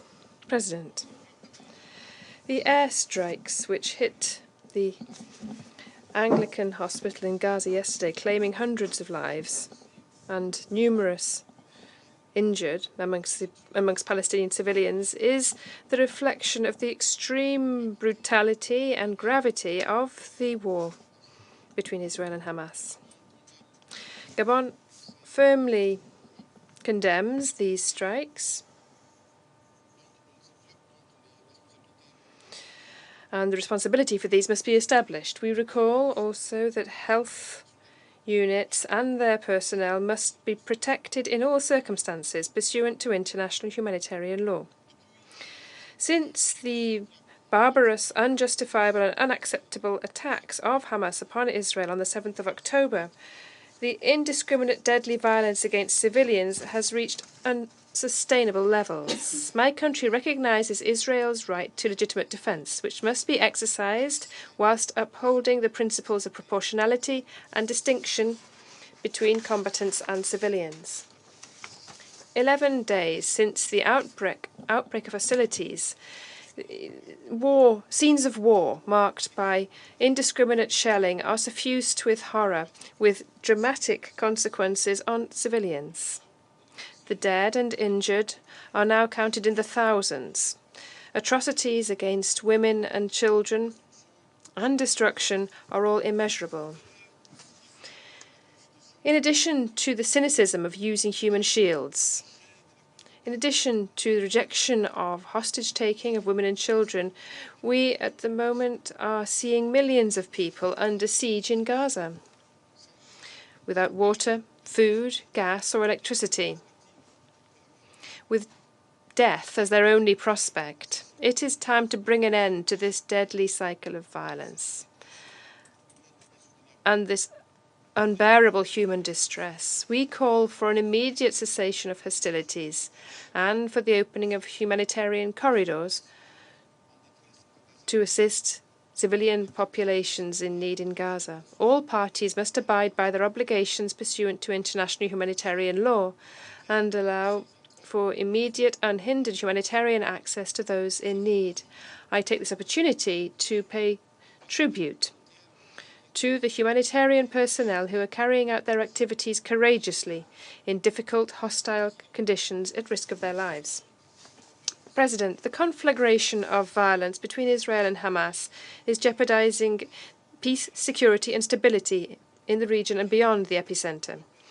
The international community must exhibit greater commitment to prevent and avoid other fronts or poles of violence in the region, which would make the situation still more intractable. Exchanges of fire between Israel and Hezbollah in the south of Lebanon are, in this regard, extremely worrisome. This Council must urgently act to prevent the situation from becoming bogged down, above and beyond strategic interests for each member, above and beyond the depth of emotions. We must, without delay, achieve de-escalation and halt the fighting. We must silence the guns.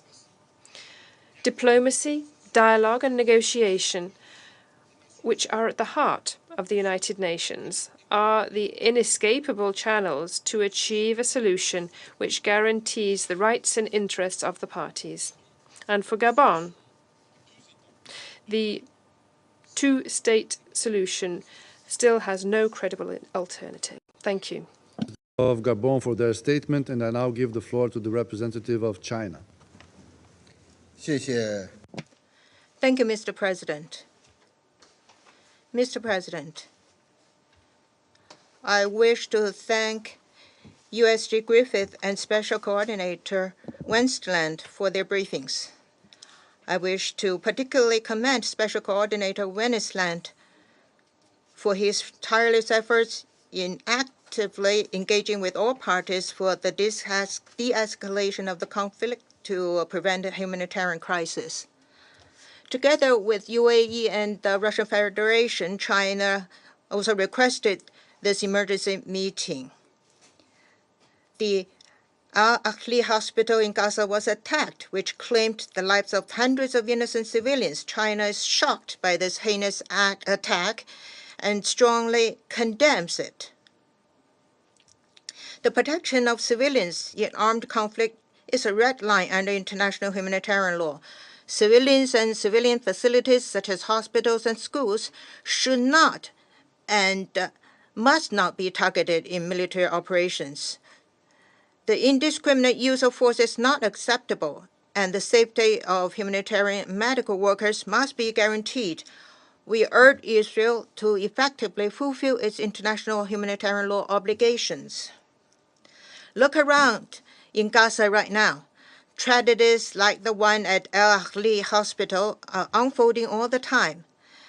As a result of the total blockade imposed by Israel, the supply of water, electricity, and fuel in the Gaza Strip has been cut off. The basic supplies, such as food and medicine, are dwindling and urgently needed. Tens of thousands of Gazans have been forced to move south because of the emergency evacuation order issued by Israel, but have suffered from airstrikes in the south as well. From the north to the south, Gaza is full of frightened children and desperate mothers. Under the current circumstances, there's no time to lose in protecting the safety of civilians, carrying out humanitarian relief, and preventing a humanitarian crisis. We call on Israel to lift the full blockade of Gaza, rescind the emergency evacuation order, and stop the airstrikes around the Rafah crossing. We welcome the international community's efforts to open a humanitarian corridor and look forward to substantive progress in the relevant communications and arrangements as soon as possible. We appreciate the important role played by Egypt and other regional countries.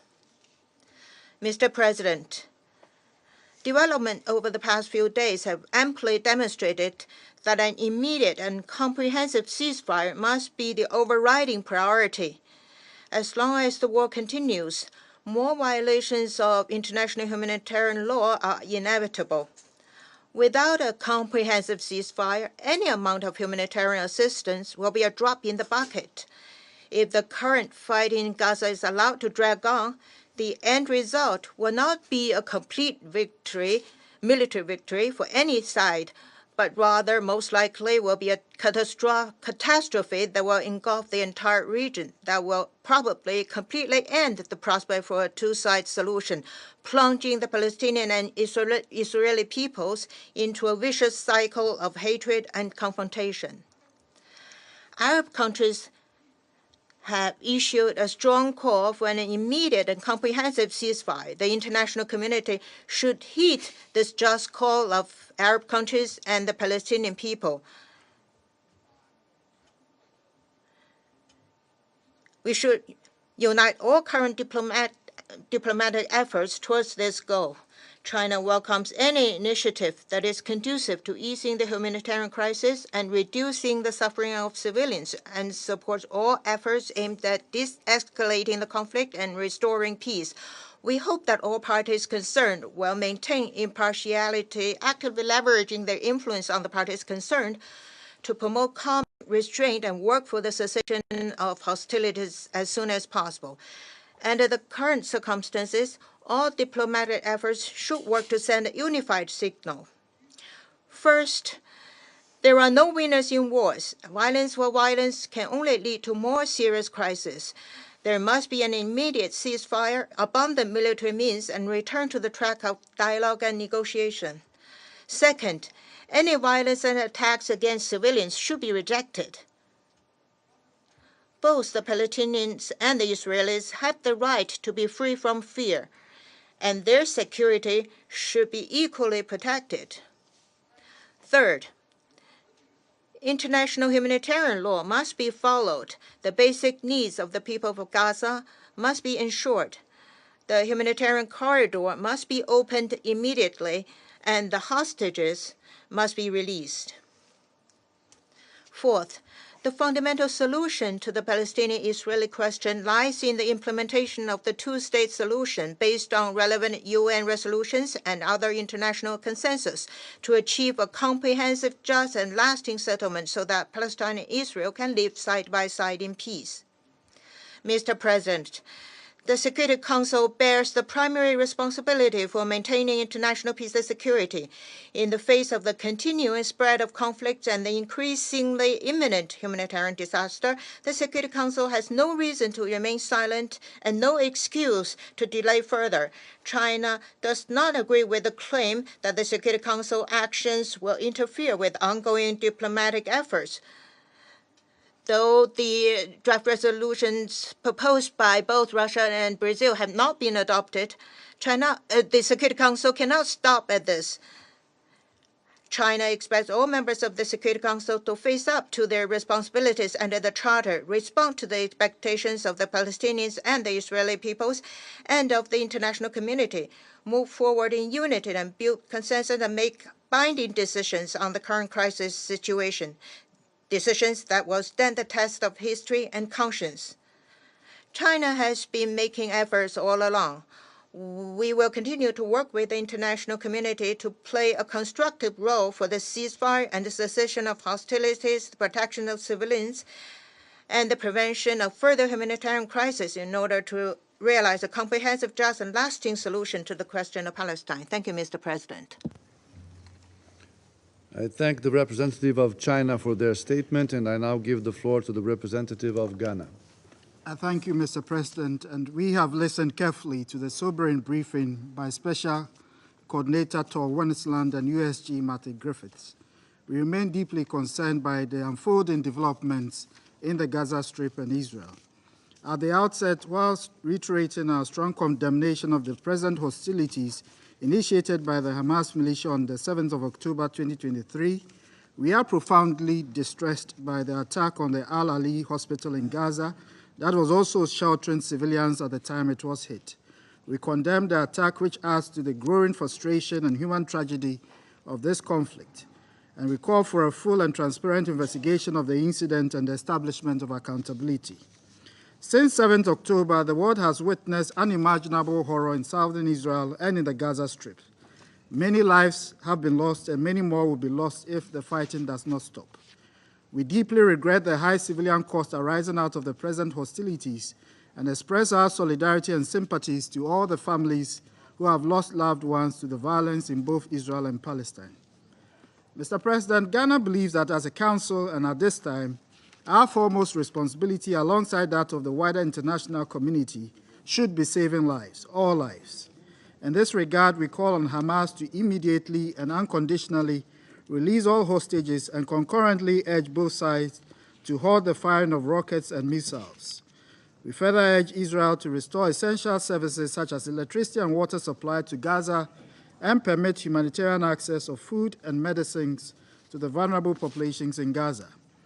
We note the efforts of the United Nations and other humanitarian partners committed to operating in the unfolding difficult circumstances and urge funding for the emerging humanitarian needs and for the flash appeal. In making these calls, however, we do not ignore the dictates of international law and the charter of this organization, including relevant resolutions which affirm the right of guaranteed territorial inviolability for the states in the region, including Israel, as well as their right to self-defense, nor deny the necessity of accountability for those most responsible for the egregious, horrific, and heinous incidents committed since Hamas initiated its attacks against Israel on 7th October. For many member states reborn into modern statehood in the last century, we cannot cease to underscore the importance of respect and adherence to the established principles of international law and international humanitarian law. Civilians and civilian objects must be protected at all times, and international law, which has been instrumental in the achievement of our respective statuses, must be upheld by all, even in conflicts, to protect innocent lives, to safeguard security, and facilitate the aspirations for statehood. The deterioration of the security situation and the upward spiral of the violence poses the risk of a further spread and a danger to international peace and security. We therefore strongly urge a stop to the fighting, accompanied by the exercise of maximum restraint in good faith by all sides, to enable mediation to play its role in releasing the hostages and addressing all immediate concerns, including the growing humanitarian needs of the civilian population in Gaza. We must all make every effort to reverse the downward spiral and provide a horizon of hope for the people of the two nations. I conclude by reiterating Ghana's enduring commitment of support for achieving durable peace between Israel and Palestine. We believe that reinvigorating the Middle East peace process presents the most viable path for the international community to end the cycle of violence. The vision of a region where Israel and Palestine live side by side within secure and recognized borders should not be diminished even in this darkest of hours. I thank you. I thank the representative of Ghana for their statement, and I now give the floor to the representative of Switzerland. Merci, Monsieur le Président. Mr. President, thank you. Thank you very much for having convened this emergency meeting. I would also like to thank the Under-Secretary General, Mr. Martin Griffiths, and Special Coordinator Tor Vennesland for their very sincere descriptions of a very, very bleak situation. I'd like to thank them and in particular their teams for their efforts, their work, their courage in the most difficult of circumstances. I would like to express my condolences to the families of the victims of those humanitarian workers who have died. As early as the 7th of October, Switzerland very strongly condemned the acts of terror, the indiscriminate attacks and hostage-taking perpetrated by Hamas against the Israeli population. We call for all, that is, all hostages held in Gaza to be treated humanely and released immediately, and our thoughts are with them. Switzerland joins the Secretary General also in unequivocally condemning yesterday's strikes, in particular the one that, according to the United Nations, left hundreds dead and dozens injured at the Al-Ahli Anglican Hospital. We extend our deepest condolences to the families of the victims. This incident must be thoroughly investigated so that the facts can be clarified. Mr. President, we can but repeat it over and over again. The civilian population and civilian objects must be respected and protected. International humanitarian law also requires that hospitals, clinics, and the people who are treated there, as well as the medical staff who work there, be protected. The same applies to UNRWA schools, which are civilian facilities of the UN. At the same time, the humanitarian situation in Gaza continues to deteriorate rapidly. Water and power cuts are causing a serious health crisis. Nearly 1 million Gazans have had to flee their homes to take refuge in the south. The Gaza Strip is under complete siege. UNRWA schools act as vital shelters for the 400,000 displaced persons, many of them children. The capacity of these schools, as well as those of the hospitals, has been exceeded. All parties must allow the safe, rapid and unimpeded delivery of humanitarian aid. We urge them to immediately observe pauses in hostilities and, as the Secretary General has called for, a humanitarian ceasefire. Mr. President, as we repeated after the vote this morning, all parties must exercise the utmost restraint in the conduct of hostilities. They must respect international humanitarian law, in particular the principles of distinction, proportionality and precaution, and human rights. All possible measures must be taken to avoid the impact of hostilities on the civilian population and civilians. As international humanitarian law takes account of legitimate security and military necessity, all its rules must be respected without exception. We stress the need to investigate all violations of international law so that the perpetrators can be brought to justice. The respect for international humanitarian law can also curb a spiral of violence that could ignite the entire region. Mr. President, Switzerland underlines the importance of the good offices of the United Nations in this crisis. We'd like to thank them. We welcome the Secretary General's visit to Egypt and the region. As Under Secretary General Martin Griffiths and UNRWA Commissioner General, Philip Lazzarini said yesterday in a joint statement, and I quote, "Humanity must prevail in Gaza. Humanity must prevail everywhere. De-escalation must remain the priority. As members of the Security Council, we must redouble our efforts to contribute to this and exert our influence on the parties, individually and collectively, to do the same." Thank you. I thank the representative of Switzerland for their statement, and I now give the floor to the representative of Ecuador. Señor Presidente. President, we are grateful to the briefings of this morning and for convening this emergency meeting in the face of tragic news which exacerbates the escalation of violence which began on the 7th of October. I wish to express our deep sadness and condemnation in the strongest terms of the death of hundreds of civilians in the Al-Ahli hospital in Gaza.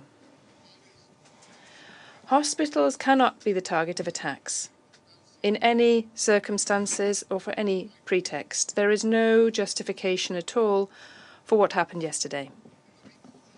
Likewise, we deplore the deaths of UNRWA personnel, teachers, doctors, engineers, psychologists and support staff.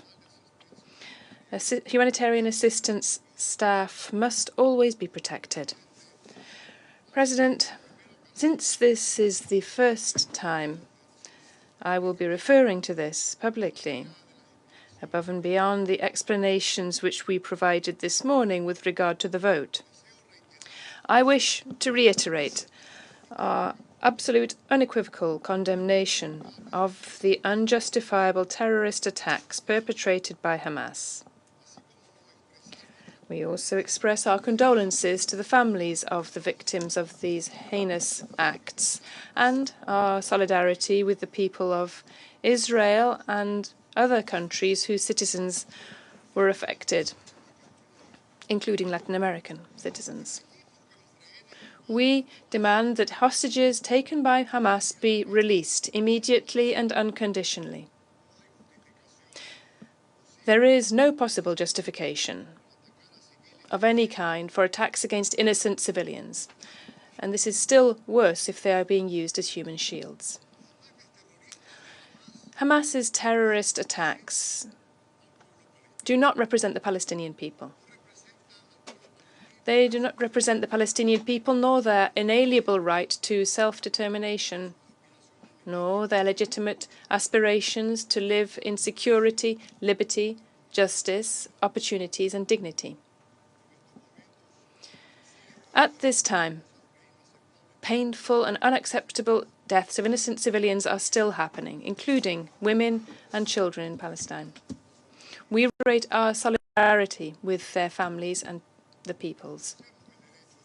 We recognize Israel's right to defend its people, its population, and we recall that by exercising legitimate defense at all times, the principles of international humanitarian law must be upheld, as well as necessity, proportionality, distinction, and humanity. There can be no justification, President, for causing death and pain amongst innocent civilians. So all efforts must be deployed to avoid affecting civilians in this way. We therefore support the call by the Secretary-General to allow for rapid, unimpeded humanitarian access for vital products to Gaza, such as water, food, and fuel. We recognize those who are making efforts to ensure that this is possible. Failing to achieve this would lead to an even greater tragedy. In this regard, we call upon all actors to exhibit restraint to avoid exacerbating tensions and prevent an expansion of violence to other zones.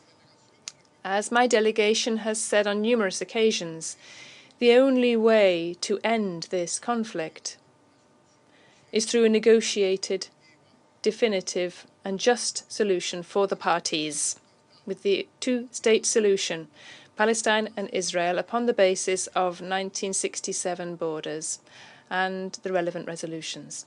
Thank you very much.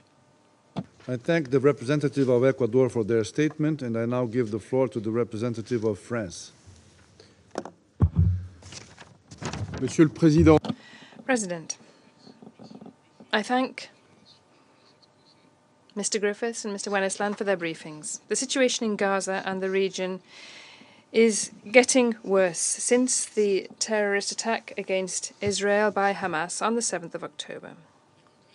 It is regrettable that the Security Council was unable today, 11 days since the attack, to react and to act. It would have been high time for this Council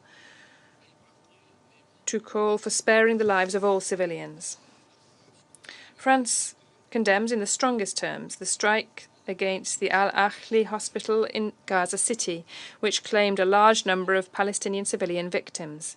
Nothing can justify a strike upon a hospital, and full light must be shed on this. It would have been high time for this Council to unambiguously condemn the Hamas's terrorist attack against Israel. Through the President of the Republic, France did that on the very day, by assuring Israel of our solidarity.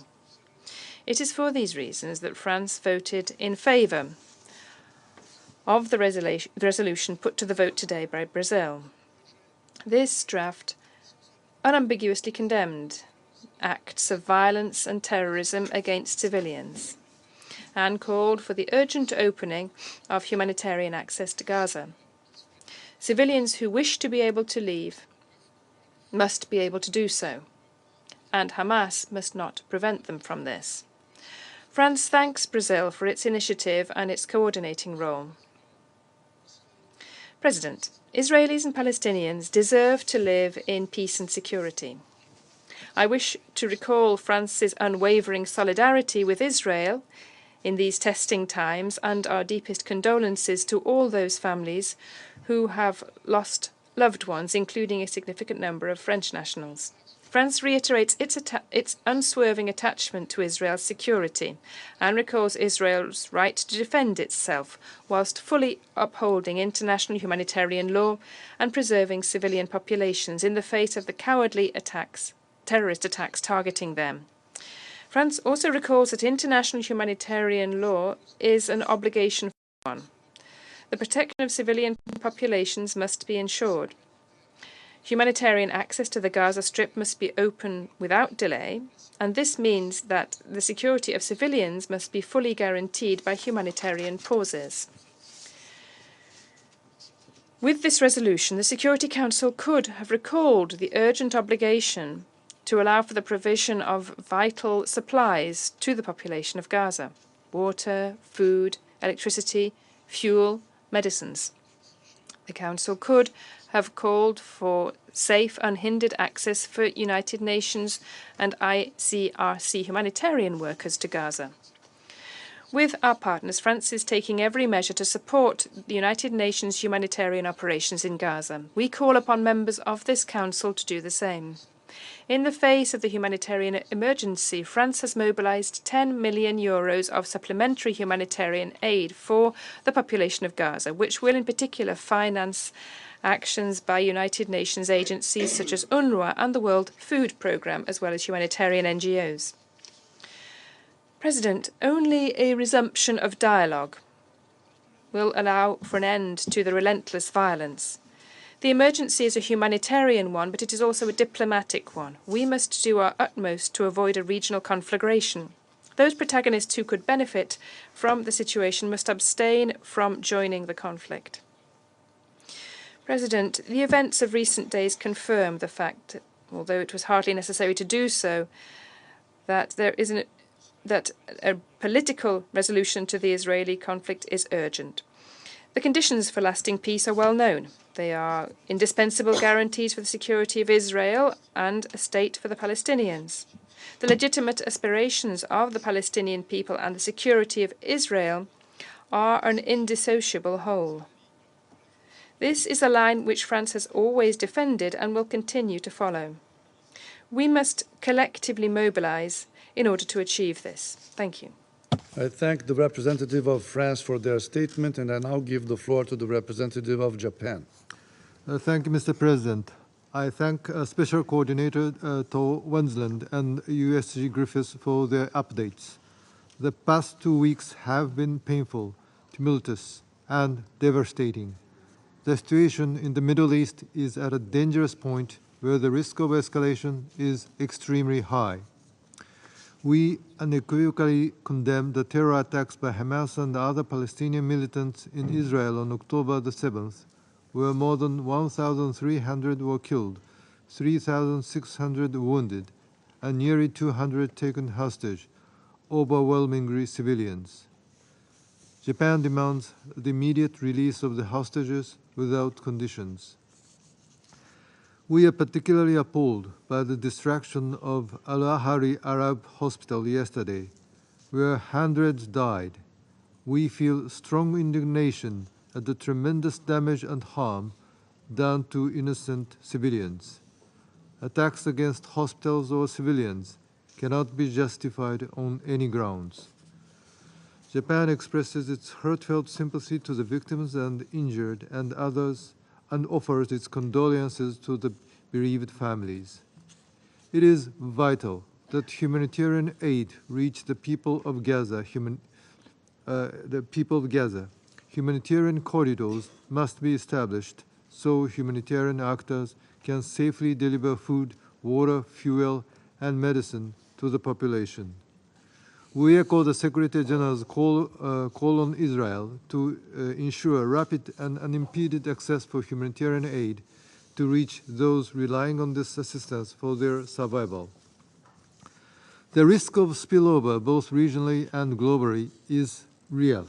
We must choose a path that will bring us closer to peace, security, and stability. And in this vein, Japan welcomes President Biden's visit to Israel, as well as engagement by other players, including Secretary General and UN agencies, that could urgently address the dire humanitarian situation in Gaza. We also encourage regional and other players to continue their efforts in negotiating the release of the hostages. For our part, Japan is engaging with other Council members to find common ground and take actions toward alleviating the plight of people in Gaza and preventing further escalation. Whatever the position of respective member states toward the peace process in the Middle East, one thing remains clear. No one wants to witness further loss of lives of the innocent. We must act without further delay. I thank you. I thank the representative of Japan for their statement, and I now give the floor to the representative of the United Kingdom. Thank you, President. And I'd like to start by thanking Under-Secretary General Griffiths and Special Coordinator Wennesland for their sobering briefings.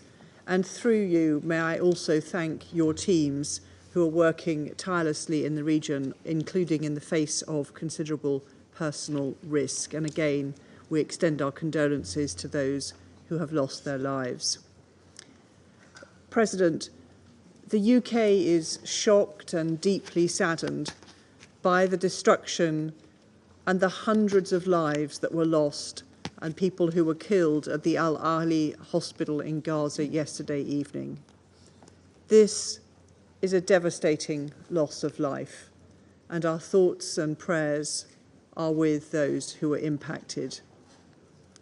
The UK is working intensively to establish the facts. But fundamentally, hospitals are protected under international law and should not be targeted. President, as I've said, Israel has the right under the UN Charter to defend itself against Hamas' appalling terror attacks. We have also emphasised that every feasible precaution must be taken to minimise harm to civilians, and we continue to call for immediate, unimpeded humanitarian access to enable essential aid, water, food and medicines to reach civilians. Israel has itself acknowledged that it must act in accordance with international humanitarian law. President, the UK is clear that Hamas does not speak for the Palestinian people. Humanitarian support and access must be maintained into Gaza. To support that effort, we have announced a further £10 million in UK humanitarian support. And we call for the opening of the Rafah crossing and guarantees of security for any foreign nationals who wish to cross, as well as for vital humanitarian aid entering. President, we're also clear that we must avoid further escalation of any conflict in the region. That is why the Prime Minister and the Foreign Secretary have been working urgently to engage Israeli, Palestinian and regional leaders. President, The UK will continue to work with partners in the international community to break the cycle of violence across Israel and the occupied Palestinian territories and work towards the peace and security of Israelis and Palestinians. Thank you.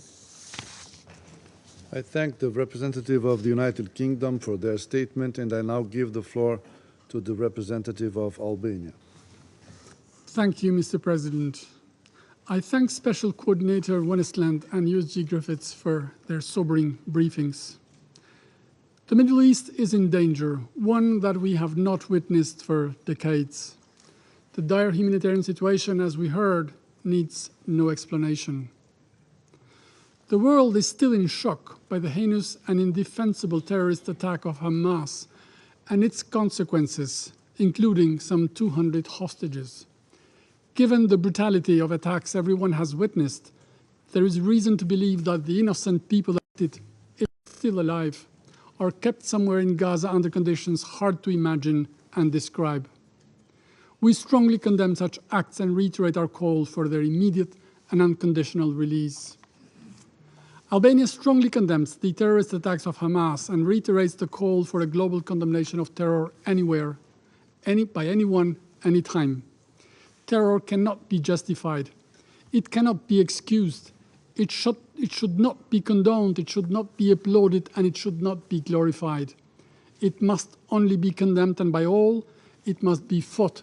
It must be eradicated. We have said it many, many times. Violence breeds violence. But let's not forget, Hamas is not only harming Israelis, it is harming in the very same way innocent Palestinians. Hamas is responsible for what is happening in Gaza. It wants and works to destroy Israel, but by doing so, it also destroying the future of Palestine, and it's shattering the dreams of Palestinians for self-determination, obstructing the hopes of Palestinian statehood that Palestinian people deserve and that the international community rightly supports. Albania has always stood by any state to defend themselves, and in this case, it supports the right of Israel for self-defense and its legitimate right to provide security for its people in a proportional manner, in line with the principles of the UN Charter, while taking every precaution not to harm innocent civilians. Mr. President, the war against terror should not harm civilians. The innocent people in Gaza are fully entitled to care and protection. Human lives have the same value, be they Israeli or Palestinian. They both deserve to live in peace and security. The explosion of the hospital in Gaza is a tragedy. We extend our condolences to all those affected, and we mourn the patients, medical staff, and other innocent killed or wounded in this tragedy.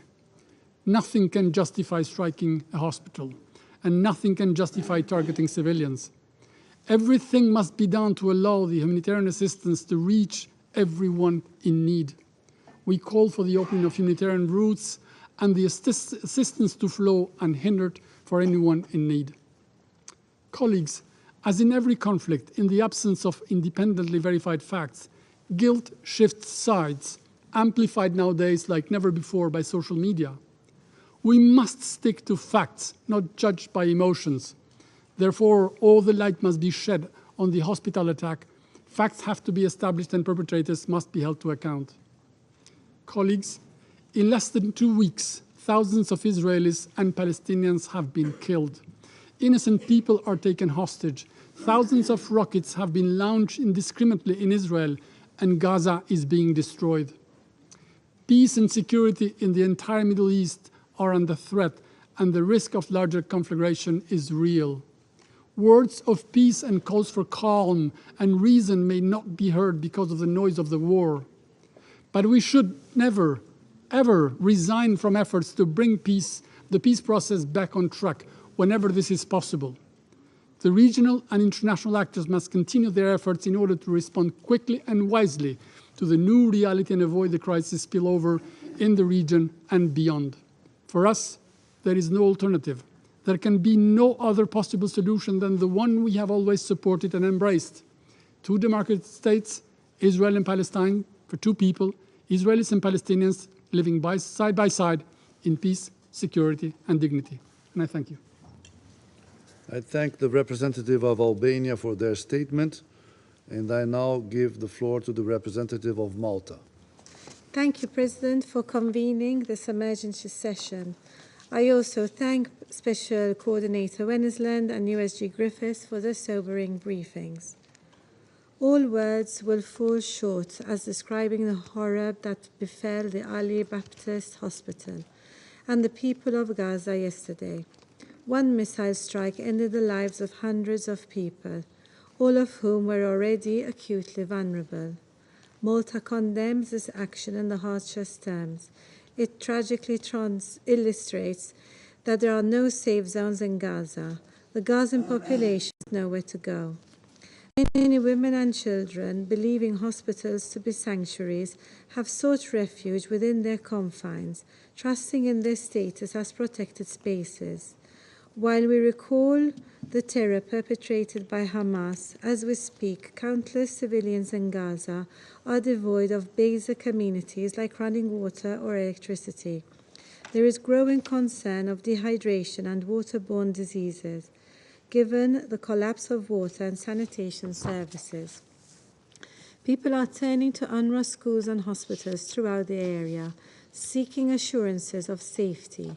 It is imperative that this safety is assured. Safe zones must be immediately established and respected by all parties. The scale of the tragedy unfolding is a direct result of the chaos and devastation that permeates a conflict when international rules and norms are trampled upon. It is the international community's responsibility to make sure that these rules that are enshrined in international law guide our way forward. We stress that those with influence over the parties must underline the importance of respecting international humanitarian law. In this regard, Malta urges for an immediate humanitarian pause to take place. Humanitarian corridors also desperately need to be established to ensure that millions of civilians in Gaza are met with core necessities, including water, food, and medicine. It is an obligation of all parties to conflict to facilitate the delivery of humanitarian assistance. Parties must ensure that UN, ICRC, and humanitarian personnel are heeded full protection in their priceless work. We are distressed to learn that since 7th October, several aid workers have lost their lives to this war. We call for the establishment of an effective humanitarian notification system to be established in Gaza to protect civilians and aid workers alike. We cannot fail to underline the heroic work being undertaken by UNRWA. The agency operates in highly dangerous situations, going over and above their operational capacity. Malta condemns the deadly attack on an UNRWA school in Al-Maghzi, which also took place yesterday. Malta will be doubling its contribution to UNRWA. And we call for donors to step up their contributions, as many have done already. President, Malta is gravely alarmed at the growing risks of regional escalation due to this unprecedented war. It is critical that we prevent a regional spillover which would destabilize the entire region. We are concerned at the upsurge of violence in the West Bank, where over 60 Palestinians, including 16 children, have also been killed since 7 October. Dangerous skirmishes along the blue line between Lebanon and Israel are also deeply worrying and need to cease immediately. We call for all parties to exercise the utmost restraint and commit to a full de-escalation to avoid further human suffering and devastation. In the midst of this dark period, it is our responsibility to remain determined in ensuring that a just and comprehensive resolution to the Middle East conflict encapsulates all our efforts moving forward. We remain firm in our belief that this can only be achieved through a just and comprehensive resolution based on a two-state solution along the pre-1967 borders, addressing the legitimate aspirations of both sides, with Jerusalem as the future capital of two states, living side by side in peace and security. in line with the relevant Security Council resolutions and internationally agreed parameters. It is crucial for the Israeli and Palestinian peoples and for our shared humanity. Thank you. I thank the representative of Malta for their statement, and I now give the floor to the representative of the United States. Thank you, Mr. President. And thank you, Special Coordinator Wensland and Undersecretary General Griffiths, for your sobering briefings.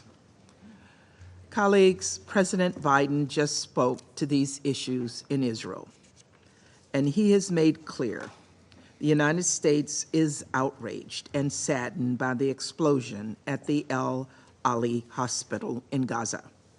We mourn this terrible loss of life. We mourn all the innocent civilians killed or wounded in this tragedy. Today, all of our hearts are heavy. My heart is heavy, and it is with the victims and the victims' loved ones. I cannot imagine the pain, the grief, the anguish they are going through. Last night, President Biden directed his national security team to continue gathering information about what exactly happened. While we continue to collect information, our current assessment, based on analysis of overhead imagery, intercepts, and open source information, is that Israel is not responsible for the explosion at the hospital in Gaza yesterday.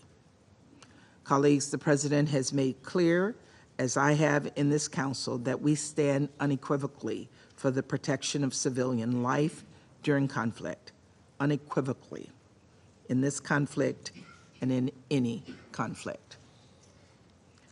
We have communicated at the highest levels that every step must be taken to protect civilian lives, every step. In the face of this horrific tragedy, we stand with Palestinians in Gaza who are suffering through no fault of their own. Let us not lose sight of the fact that Hamas bears responsibility for this war. By slaughtering Israeli civilians and continuing to attack Israel, Hamas has wrought misery and destruction on Palestinians and the region, and it has done so for decades. Colleagues, as you know, Secretary General Guterres is on his way to the region, and President Biden and Secretary Blinken are on the ground and are deeply engaged on this issue.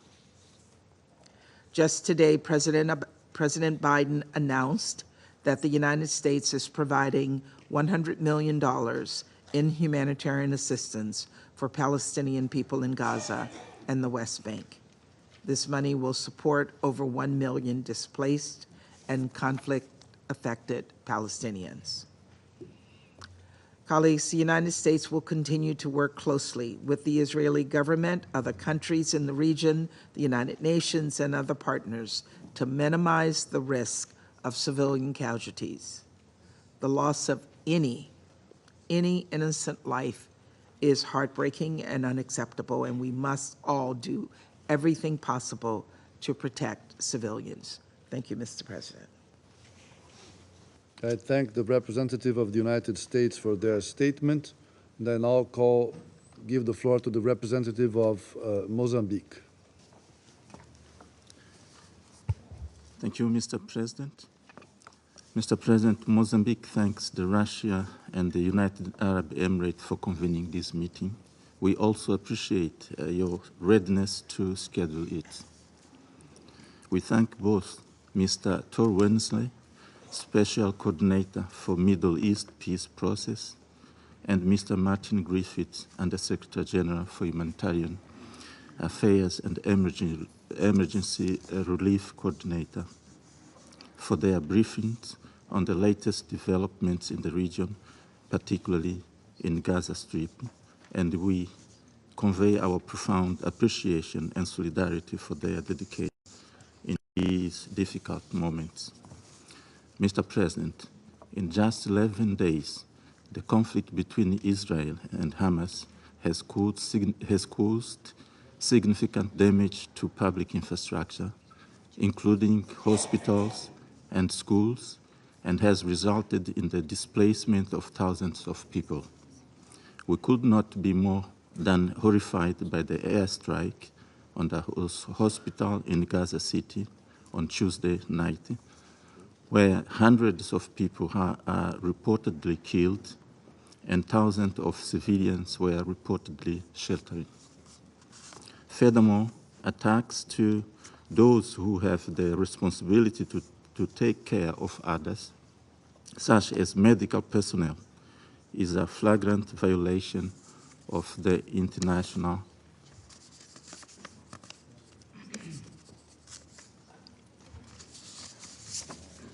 humanitarian law, and it can be perceived as war crimes.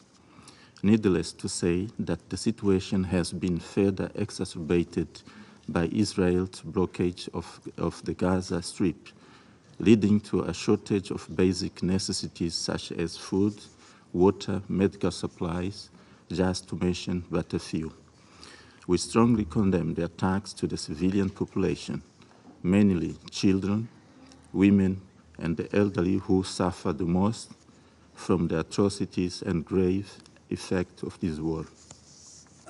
In this regard, we reiterate our call loudly and clearly to the parties to de-escalate the tension, stop the bloodshed, halt the attacks, and stop the human suffering in the occupied territories in Gaza Strip.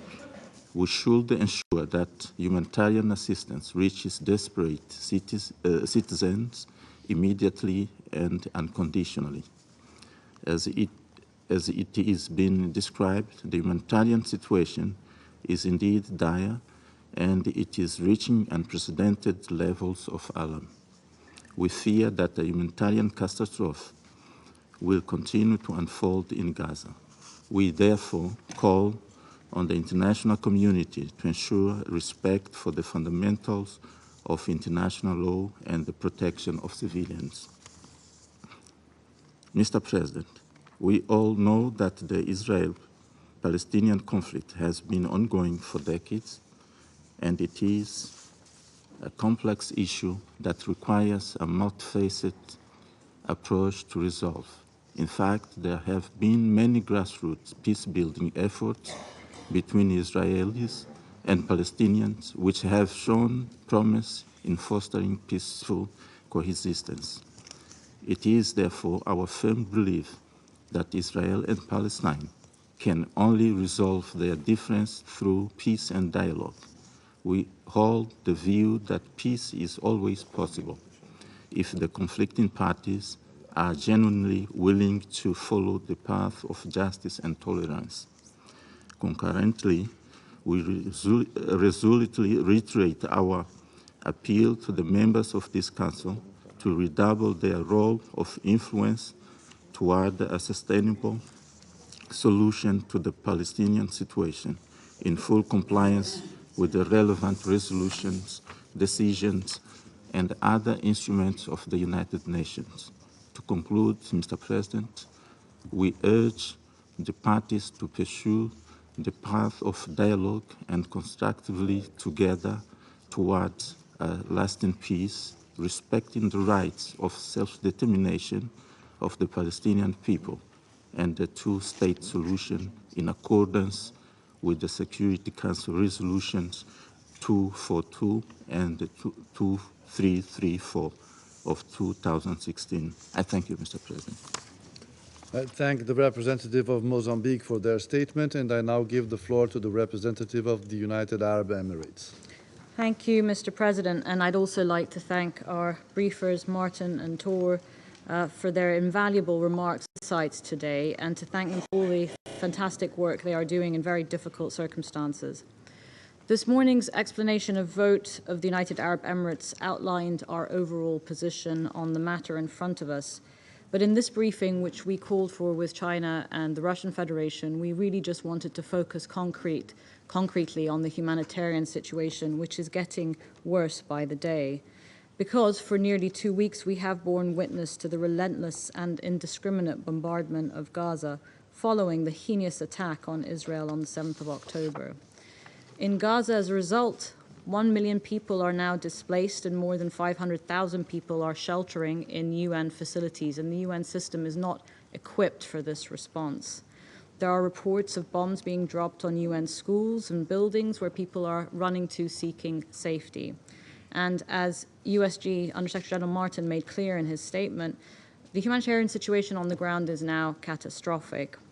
The evacuation order for over 1 million people to try to move to safety is, in these circumstances, an impossible demand that fails to comply with international law.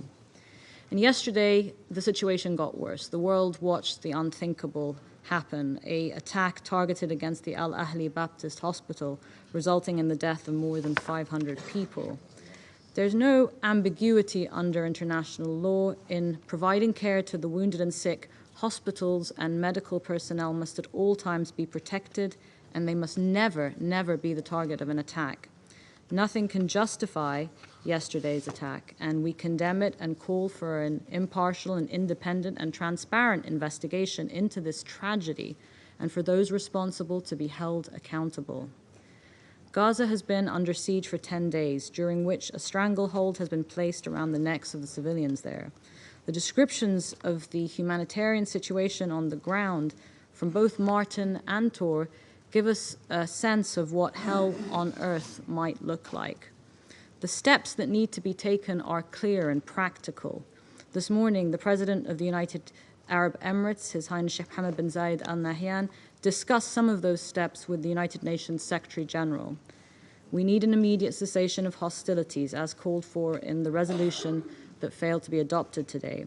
We need the unconditional release of all hostages being held, and their humane treatment. This must happen now.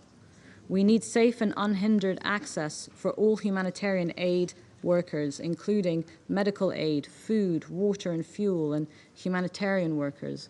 I'm sure many of you are disturbed by the images of civilians in Gaza boiling toilet water to give to their families. The reconnection of electricity, water, and telecommunications must happen, and the protection of all civilians must be our priority. At Egypt's border with Gaza, life-saving humanitarian aid is piling up. The United Arab Emirates has opened an air bridge to transport the much-needed supplies, but without firm guarantees from all the parties that the trucks and civilians gathering to receive aid will not be targeted, they remain out of the hands of those who so desperately need them. The UAE's government has announced an additional $70 million in aid for Gaza. These protections must be put into place. Mr. President, the humanitarian situation in Gaza is deteriorating by the hour, and we must be under no illusions. We are staring into the abyss, not only in Gaza, but of what is now a widening regional conflagration. So we call today for a regional and international focus of this Council and the international community, as well as renewed efforts around securing the de-escalation and cessation of hostilities on the ground. We really appreciate the diplomatic efforts of Egypt in this regard, as well as of the United States. In particular, Egypt's efforts to ensure safe humanitarian access in Gaza through the Rafah crossing and their convening of a summit of world leaders to address the deteriorating situation. We hope that today's announcement by the United States and by President Biden that Israel has agreed to allow humanitarian access via Rafah will result in the rapid and safe delivery of aid. There is no time to waste. Leaders across the region and the international community should focus all possible efforts to secure the cessation of hostilities. And as Tor said, the only way we can end these cycles of conflict is to rededicate all efforts towards a long-term political solution. The past 10 days cannot be undone, but our future remains before us to determine. How we act now to preserve our shared humanity, ensure respect for international humanitarian law, and alleviate the dire suffering of the people of Gaza will determine that course. Thank you. I thank the representative of the United Arab Emirates for their statement. I shall now make a statement in my capacity as the representative of Brazil. I thank our dear briefers for their comments and commend them for their extraordinary work in a very difficult situation. I also ask them to please convey our thanks to their people on the ground. Brazil is appalled by the catastrophic strike on the Al-Ahli Arab hospital in Gaza City that killed hundreds of civilians. It is simply abominable. Hospitals and medical personnel are and must be effectively protected under international humanitarian law. Yesterday's attack shows again that the civilians are the ones paying the ultimate price for this conflict. We stand in solidarity with the grieving families of the victims and offer our deepest condolences. Brazil unequivocally condemns the terrorist attacks and hostage taken by Hamas in Israel on October 7th. Acts of terrorism are unjustifiable regardless of their motivation, whenever and by whomever they are committed. We all call in the strongest terms for the immediate and unconditional release of all hostages and demand their safety, well-being, and humane treatment in accordance with international law. Any military response to terrorist acts or acts of aggression must be conducted strictly in accordance with the UN Charter, international humanitarian law, and international human rights law. The presence among the civilian population of individuals who may not qualify as civilians under international humanitarian law does not deprive the broader population of its civilian status. In addition to hospitals, airstrikes and the reckless use of heavy weapons such as missiles and shelling have also hit schools such as the UNRWA facility in Al-Maghazi refugee camp, resulting in tragic loss of life. The targeted UNRWA school had sheltered at least 4,000 people since October the 7th.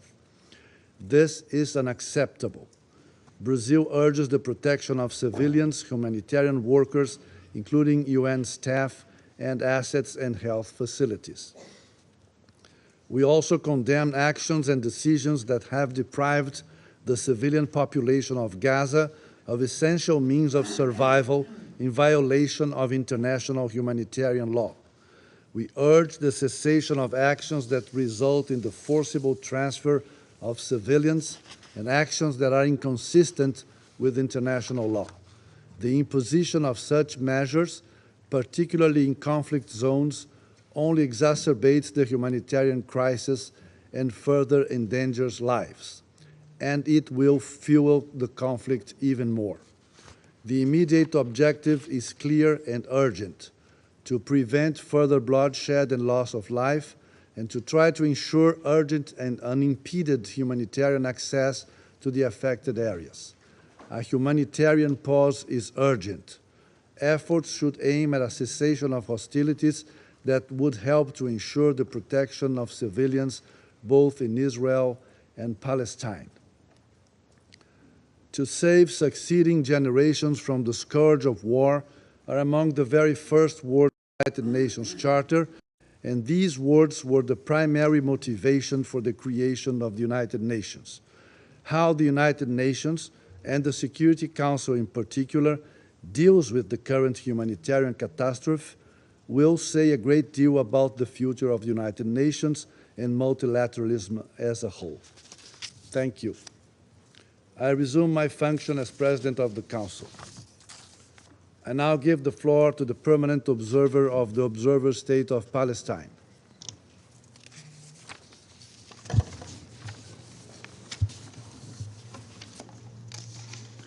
Mr. President, there is no right to commit massacres in international law.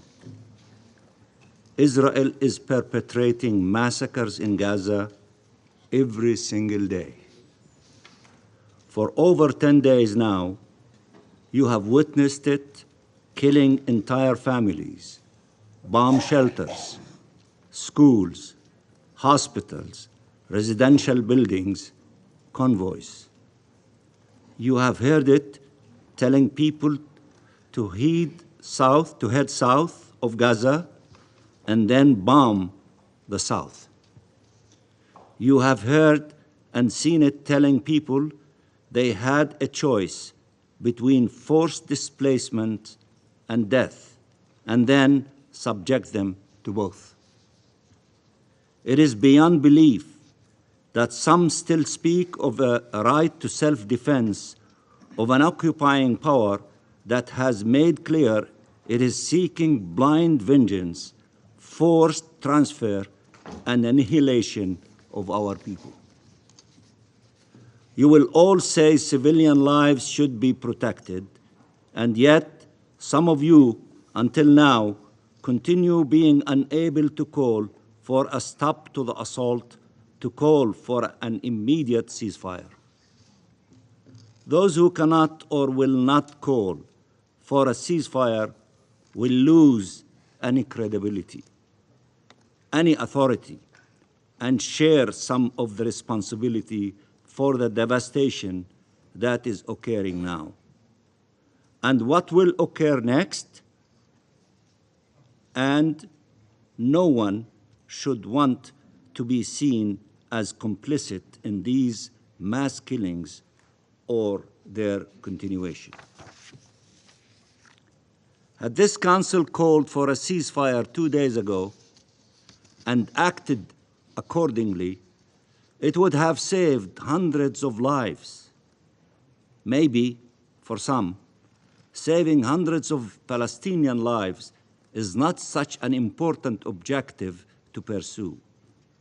But are you sure that Palestinian lives are the only ones you would be saving if you act? We told this council months ago, act to save lives, all lives. You did not hear us then. Don't make the same mistake now. Mr. President, people are being killed as we speak. A humanitarian catastrophe of unprecedented proportion is unfolding in Gaza live on TV screens. And we heard what Mr. Griffith said. A political disaster is underway, and yet the Security Council of the United Nations is unable to say the only thing that truly matters. Stop the bloodshed. I repeat, stop the bloodshed. For those who think they can avert a humanitarian catastrophe and a regional spillover while Israel continues bombing and killing Palestinians, think again. The region is united in telling you it is not possible. Listen to them. The only way to prevent both is to stop this criminal aggression against our people. Mr. President, there is no speech, no legal contortion, no political cover that can clear Israel of its responsibility for the Palestinian civilians it is killing. For 75 years now, Israel has explained, brazenly justified, how it had to dispossess us, how it had to occupy our land, how it had to kill our people, all in full impunity. Killing more Palestinians will never make Israel more secure. 75 years of experience should have been proof enough for those who want to learn. There is no logic in this world, no moral in this world, and no law in this world that can justify the killing of a people. Innocent children, women and men, as a pretext to make another one secure. The whole world is watching. They're watching us. The events of the last 10 days may shape the next 10 years in our region and beyond. What happens next is decisive. If anyone thinks this is a situation under control for which you can plan and implement, they are making false and irresponsible assumptions. This is the kind of war where you know how it starts and have no clue how it ends. Until now, it can be stopped, and it should be stopped immediately. Any further delay is a risk no one should take. The Council should have met today to heed the call of the Secretary General, of religious leaders around the world, including the Pope, of the Arab states, of the Muslim countries, of the Global South, of the overwhelming number of states around the world, of billions of people, including the millions who marched in your streets. Stop the bloodshed, stop it now. Stop the bloodshed, stop it now. Listen to them. But it has not heeded these calls. It has not upheld international law unequivocally, equally, and responsibly. And in the next few hours, more Palestinians will be killed. Tensions in the region will rise to new dangerous levels. Anger and resentment will explode. Each one of us will be asked what we did when all of this was happening. All will be asked what they did to prevent what will happen next.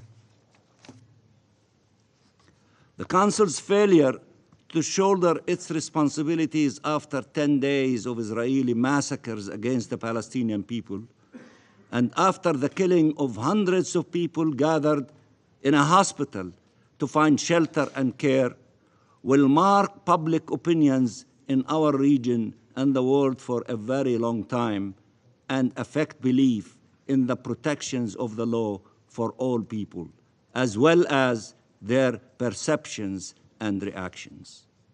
This was not a moment to foster more despair and more impunity. This was not a moment to make the same mistakes that got us here in the first place.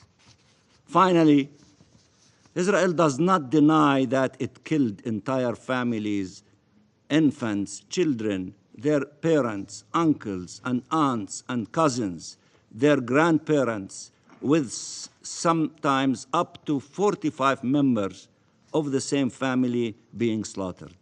It has done so repeatedly through the years, and doing it again this time in the Gaza Strip. It has now killed 3,500 Palestinians, almost all civilians, including more than 1,000 children. It admitted it was killing all of them, but urged it could not do otherwise. Their deaths were not its fault, even though it killed them. But the hospital massacre had such an impact on global public opinion that it had to change tactics and change its original story into a new one. So Israel will deny responsibility for the massacre in the Baptist Hospital Al-Ahli, just as it made every effort to deny its responsibility in the killing of Shireen Abu Akleh and Muhammad al-Durra, and in the many massacres it had perpetrated over the decades, despite overwhelming evidence to the contrary. It will blame the Palestinians for their own death, as it has always done, and it will attempt to present evidence to that effect to this Council. Remember, the last time somebody presented evidence in this chamber to justify war. Do you remember that? Somebody came with technological devices and pictures and what have you to convince you of evidence. Remember the last time somebody presented evidence in this chamber to justify war. I am sure the Council, the media, and the world will not be fooled by such theater again. These are serious times. They require serious and responsible leadership, one this Council has failed to provide. Some members here are losing an opportunity to change our region for the better. Whatever their calculations, they are wrong. May they change course before it is too late. Reality on the ground will overtake any plans you may have. Shaping it or enduring it is a decision that needs to be made now. Thank you, Mr. President. I thank the permanent observer of the Observer State of Palestine for his statement. I now give the floor to the representative of Israel. Thank you, Mr. President. Distinguished Council members, what is going on here? I'm truly shocked. I'm horrified. I truly don't understand what is going on here. The most barbaric and wide-scale terror attack in decades, bigger than 9/11, was perpetrated 11 days ago, and it seems like this Council has already forgotten. The pictures and footage from the October 7th pogrom are seared into my brain, in every Israeli's brain, forever. But it seems that I must remind some of you of what happened. Thousands of barbaric Hamas Nazis invaded Israel and brutally murdered 1,400 innocent Israelis as they slept, celebrated, hugged their families in fear, and cried for mercy. Some were raped, others beheaded, and some were burned alive while bound and gagged. Many were children, and hundreds were young people at a music festival. There were many paramedics, talking about medical teams, many paramedics who were murdered on their way to treat the wounded, mothers who watched as their babies were slaughtered, and elderly Holocaust survivors who endured the Nazis only to be executed in their own living room. This was planned and carried out deliberately by the terrorists that rule Gaza today, as we speak. Not by accident, not by mistake, but deliberately. 200 innocents were violently taken hostage, many of which are nationals of your own countries. I read Hamas's charter aloud to you just 2 days ago. Hamas's words were not empty threats. Hamas's charter is their action plan. Their goal is the annihilation of Israel. And if Hamas has the opportunity to commit these atrocities again, they will, and you know it. Although there are some here that choose not to designate Hamas as a terror organization for political reasons, it still doesn't change the facts. Hamas deliberately targets civilians and massacres children when given the chance. This makes Hamas a terror organization, no different than ISIS. They do not believe in dialogue, they don't want a dialogue, not in political solutions. They only believe in exterminating Jews and annihilating the Jewish state. And nothing can change their genocidal ideology. They don't even recognize the existence of international law. To all those who are talking about two-state solution and international law, there is only one solution to curing a cancer, and it is the evisceration of every cancerous cell, just as was done with ISIS and Al-Qaeda, complete obliteration. This is the only way to ensure such atrocities will never be repeated. Nevertheless, look at what is going on here. 11 days after ISIS-like Hamas terrorists attempted to carry out another Jewish genocide, this council is not even focused on their heinous crimes. Up until today, you have not even done the most basic thing. You have not condemned, as a council, Hamas's brutal terror attack. It is really unfathomable. You cannot unite even on that basic thing. You are not focused on what needs to be done to free Gaza from Hamas and ensure that the oppression of the Gazan people by their tyrants ends. Instead, the Council is fixated only on humanitarian corridors and aid. These are important and noble causes, but they are certainly not a solution to prevent Hamas's next atrocious massacre. How is it possible that you are only dealing with resolutions like the one that was voted upon today? It's tragic to say, but this council is playing the exact role that Hamas was written for it in their script of death and terror. And I will explain. Israel unilaterally withdrew from Gaza 18 years ago. Hamas was then elected by the people of Gaza. I hear a lot that they do not represent them. Elected. And after murdering the Palestinian Authority officials by throwing them off rooftops, Hamas proceeded to convert every inch of the Gaza Strip to a war machine. Where was the council then? Where was the council when Hamas exploited the billions of dollars in international aid to embed terror infrastructure within and below densely populated residential areas? Where were you? Where was the UN? The UN knew all of this, but it remained silent.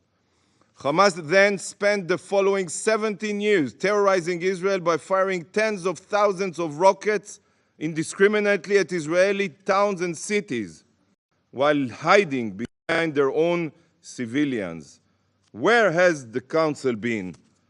As we speak, right now, sirens are wailing. Millions in Israel are running to find shelters. Hamas does this so that once Israel strikes back, they can parade the bodies of the civilians in Gaza that they hid behind. Their strategy is to exploit their civilian casualties as propaganda, to leverage the international community to tie Israel's hands. Their goal is to increase civilian casualties in Gaza. This is part of their script. They know that they cannot beat Israel on the battlefield. Of course they know it. So they want to terrorize our citizens deliberately, only citizens, and then weaponize the UN to prevent Israel from obliterating them, so they can rebuild, rearm, and continue terrorizing Israelis. They have a lot of patience while working towards annihilating Israel, a lot of patience. This is Hamas's script. This is their playbook. And shockingly, even after the recent slaughter, it's still working for them. Do you not understand that just by holding this session with its focus, the Council is showing Hamas that they can fool everyone again and again and again? I reiterate, so far this Council has not even condemned Hamas for the atrocity it perpetrated, let alone held Hamas fully responsible for the situation in Gaza. But here we are, discussing humanitarian corridors. Does nobody else see how ludicrous this is? Calling for calm, restraint, and ceasefires is like putting a Band-Aid on a bullet wound. Such steps will not eradicate the cancer that is Hamas. Humanitarian corridors will not prevent the next atrocity. The only thing that will is the utter obliteration of this satanic entity. What are you doing to prevent this evil? Perhaps if for once the Council condemned Hamas, the people of Gaza would begin to comprehend the absolute destruction their leaders have brought upon them. Perhaps they would stand up to these barbaric savages. Yet every time the international community pressures Israel and attempts to tie our hands, it only serves to embolden these genocidal terrorists, increases their popularity, and ensure that this evil lives to see another day. Distinguished Council members, perhaps the most fundamental part of this issue is that some have still not internalized what Hamas truly is. This emergency session and the resolution voted upon were triggered, we all know it, by the propaganda of savage jihadists. Let that sink in. Claims made by baby-killing terrorists were accepted here and repeated today, by the way, at face value, without a second thought. And this is what triggered this session. Every piece of information that comes out of Gaza cannot be trusted. Hamas runs Gaza. Hamas runs all Gazan institutions. So whatever comes out of the Strip is not the truth. It is what Hamas wants you to hear. Sadly, transparency and the truth are not central values for genocidal terrorists. In August 2022, Sarah Mascroft, the former head of office for OCHA in Gaza, tweeted a condemnation of the Palestinian Islamic Jihad for their indiscriminate rocket fire at Israeli civilians. August 2022, you can check. Almost immediately, Ms. Mascroft, the head of OCHA, was removed from her post and deleted her tweet.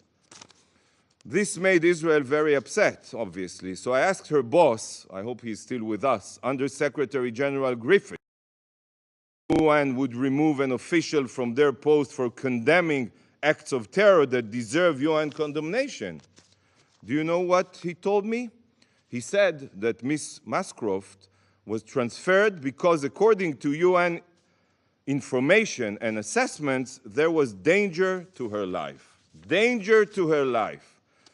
If a UN official received death threats for telling the truth about the terrorists, try to imagine how any Gazan feels about telling the truth. Not only are official Gazan sources absolutely unreliable as they are terrorists, they would also be immediately murdered if they say something that Hamas doesn't like. So, distinguished council member, I have to ask you a question. What does this say about whoever decides to believe the claims of a terror organization without any fact-checking? The Al-Ahli hospital was hit by, and only by, a Palestinian Islamic Jihad rocket.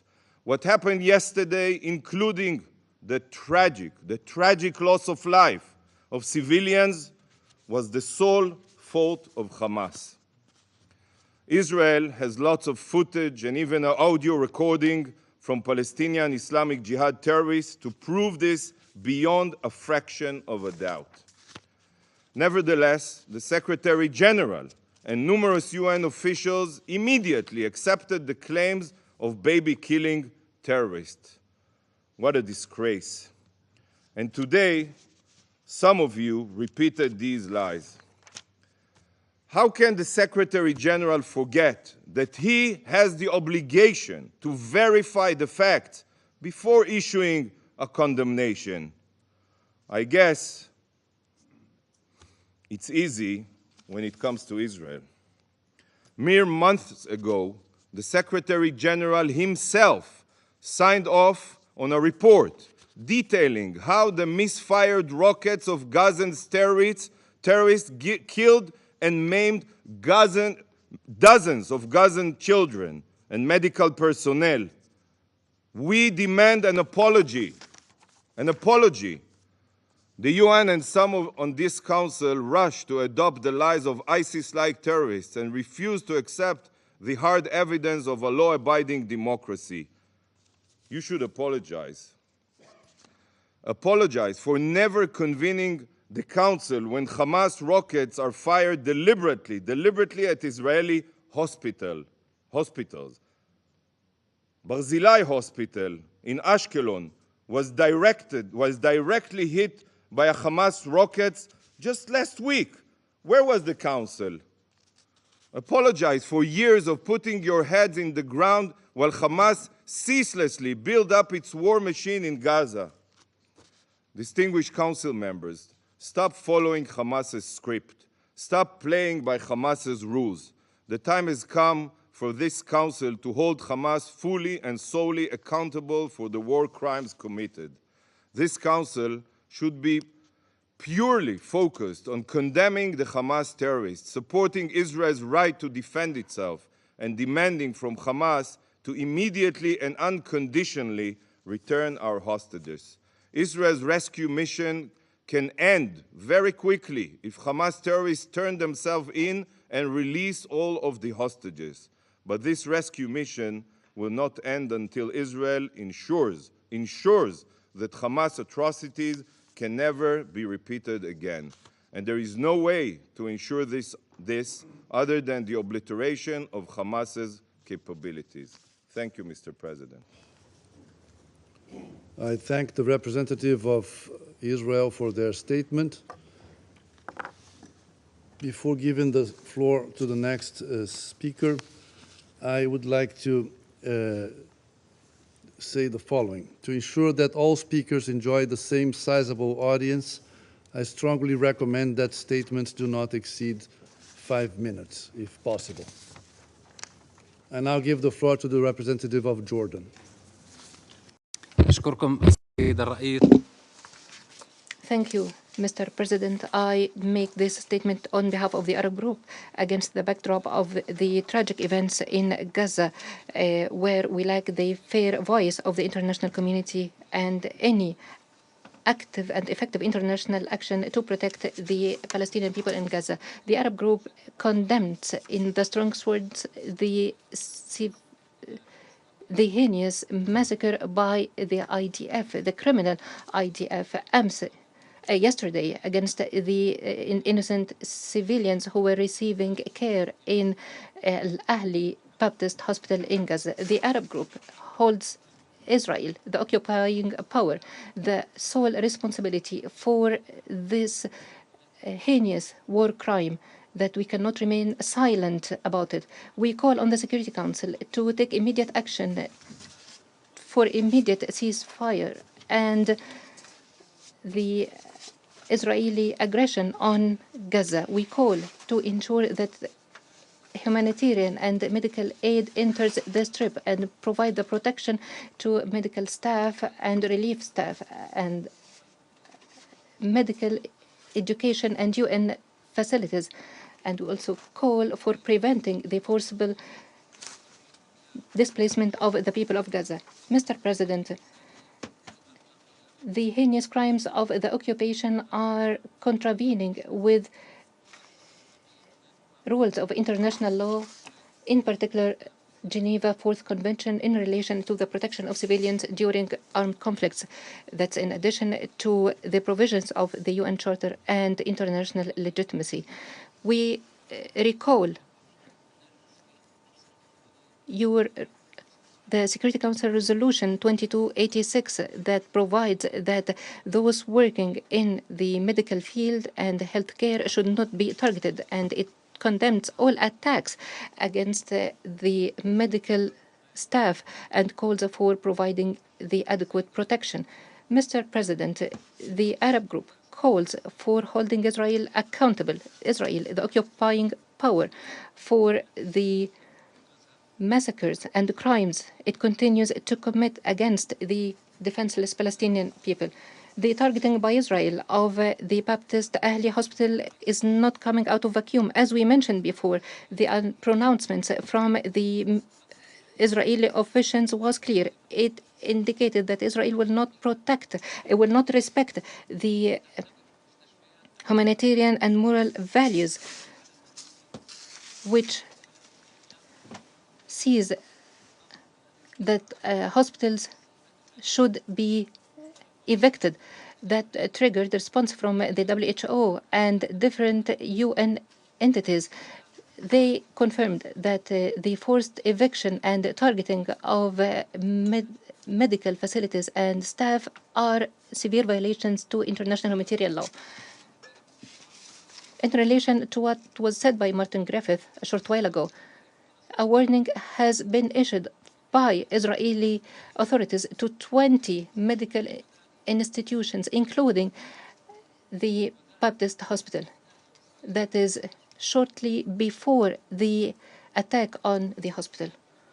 In this connection, we stress that the heinous crimes against the people of Gaza are crimes against the humanity of all of us. Condemn this attack is a humanitarian call, purely humanitarian call, that makes it incumbent upon us to unify to put an end to this war and to provide the necessary international protection to the Palestinian people immediately. The Arab group warns that this war against the innocent civilians has entered a serious phase that will take the region to a disaster. The international community and the Security Council should assume its responsibility in maintaining international peace and security by putting an end and the killing of children, women, and elderly. We stress that we will be the advocate defenders of the rights of Palestinians and their just cause, and we stress that the reason behind the conflict is this occupation. If we want peace and security, the Palestinian cause should be resolved with the establishment of the independent Palestinian state along the borders of June 1967 with its Jerusalem as its capital and according to international resolutions and the Arab peace initiatives. In conclusion, we express our heartfelt condolences to the families of the martyrs, and we call God to have mercy on them and to grant recovery to those who are wounded and injured. Thank you, Mr. President. I thank the representative of Jordan for their statement, and I now give the floor to the representative of Egypt. شكرا سيد الرئيس وهنئكم على تولي رئاسة المجلس وأشكر مارتن جريفيث. Thank you, President. I should like to congratulate you upon assuming the presidency of the Security Council. I'd like to thank Martin. I'd like to thank Tormensland. Thank you for your briefings. Furthermore, thank you the UAE and the Russian Federation, which asked for this emergency session of the Council to be convened in light of the Israeli bombing of the Baptist Hospital, Al-Ahli Hospital, in the Gaza Strip. This was part and parcel of an attempt to uproot the Palestinian people, forcing it to leave its territory. This crime committed on the 17th of October is a new chapter in a long series of violations, which did not begin on the 8th of October. They began much earlier than that. They began when the occupation began. This requires the international community to put an end to its current policy and begin to hold to account an illegal political session everyone who commissioned, participated, called for, and ordered these crimes, the crimes committed yesterday included. The events underway in Palestine call on us to shoulder our responsibility. And we're all well aware that our friends, Brazil, will be able to shoulder its responsibility and fulfill these duties as part of their presidential duties. And this is necessary because what's going on, it poses unimaginable risks to the region and to international peace and security. These risks cannot be ruled out. Therefore, we warned against and took action to avoid these risks on numerous occasions. The occupation cannot go on. These crimes cannot be overlooked. Unilateral measures taken, specifically the broadening and extending of the illegitimate, illegal settlements, the crimes being committed, the desecration of holy sites, the political deadlock owing to Israel's intransigence, the condescending fashion with which Israel treats international law, all of this is fuel to the fire. We must ensure that no one uses what we've just said as a pretext. They shouldn't recycle narratives accusing us of terrorism. We'd like to, therefore, reiterate, speaking before you, speaking before this august assembly, speaking before the world, our categorical rejection and direct condemnation of all acts which involve taking of civilian hostages. This is a position which we expressed. We did this clearly. And all Arab states have, in fact, expressed their position very clearly at the ministerial meeting of the Council of the League of Arab States earlier this year. Mr. President, we condemned civilians being targeted. We've condemned this, and we also have condemned the double standards we've seen. We condemn civilians being targeted, our brothers in occupied Palestine being targeted. We'd like to reiterate our condemnation and staunch rejection of all crimes being committed by Israel against the Palestinian people. The latest such crime is the targeting of Al-Ahli Baptist Hospital yesterday. We'd like to reaffirm our rejection of Israel's attempts to evade responsibility and attempts taken by certain international parties to cover for Israel by providing false excuses. And this is what resulted in the impossible situation we have on our hands in Palestinian territory in the Gaza Strip. We see civilians being bombarded in their homes, in hospitals, because of the ongoing refusal to adopt initiatives geared towards ensuring calm and political initiatives as well. Unless the international community shoulders its share of responsibility in full, unless this august council shoulders its full share of responsibility vis-à-vis this explosive situation, we won't have a clear vision of the procedure that's required. And we do have a clear vision. We need an immediate and unconditional cessation of hostilities. And we are surprised. This is the ordinary procedure which applies in all armed conflicts. Nevertheless, we don't see the same level of commitment geared towards achieving this in Gaza, despite the risk of the conflict spilling over. There are some states which have not done their utmost to achieve a ceasefire, but we must say that they will not necessarily be spared these risks. This might fuel the flames of conflict. Second, we need to guarantee the protection of civilians. We need to furnish humanitarian assistance to civilians. We were equally taken aback to see that this principle, which is one of the most fundamental principles of humanity, the fact that we're debating this principle, the fact that it is controversial when the protection of civilians in armed conflicts is one of the pillars of international law. It is, in fact, one of the pillars of humanity. We must therefore immediately cease targeting medical institutions, which is something that's been condemned by various UN Security Council resolutions, such as Resolution 2286, which condemns all violence and acts committed against hospitals and other medical facilities. We also need to immediately abolish the evacuation order. That's what Israel calls it. This is one of the most abominable instances of forced transfer of populations in the modern era. This is a fallacious justification which Israel claims to be a means of protecting civilians. Third, we must put an end to hate speech, to justification of crimes committed against the Palestinian people, to their demonization. Animals. This is a term that was used by an official of a country which claims to be democratic. This description, these words, were not commented on by other states which continuously talk about the principles of humanity.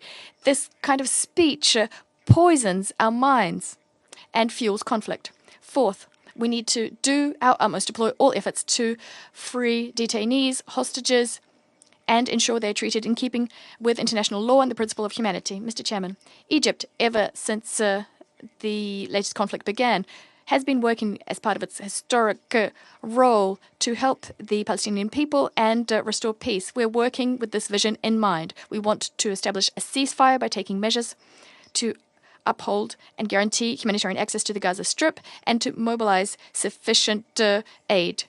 Egypt also called for the convening of an emergency summit in Cairo on the 21st of October with the participation of all international parties and regional parties affected by the crisis.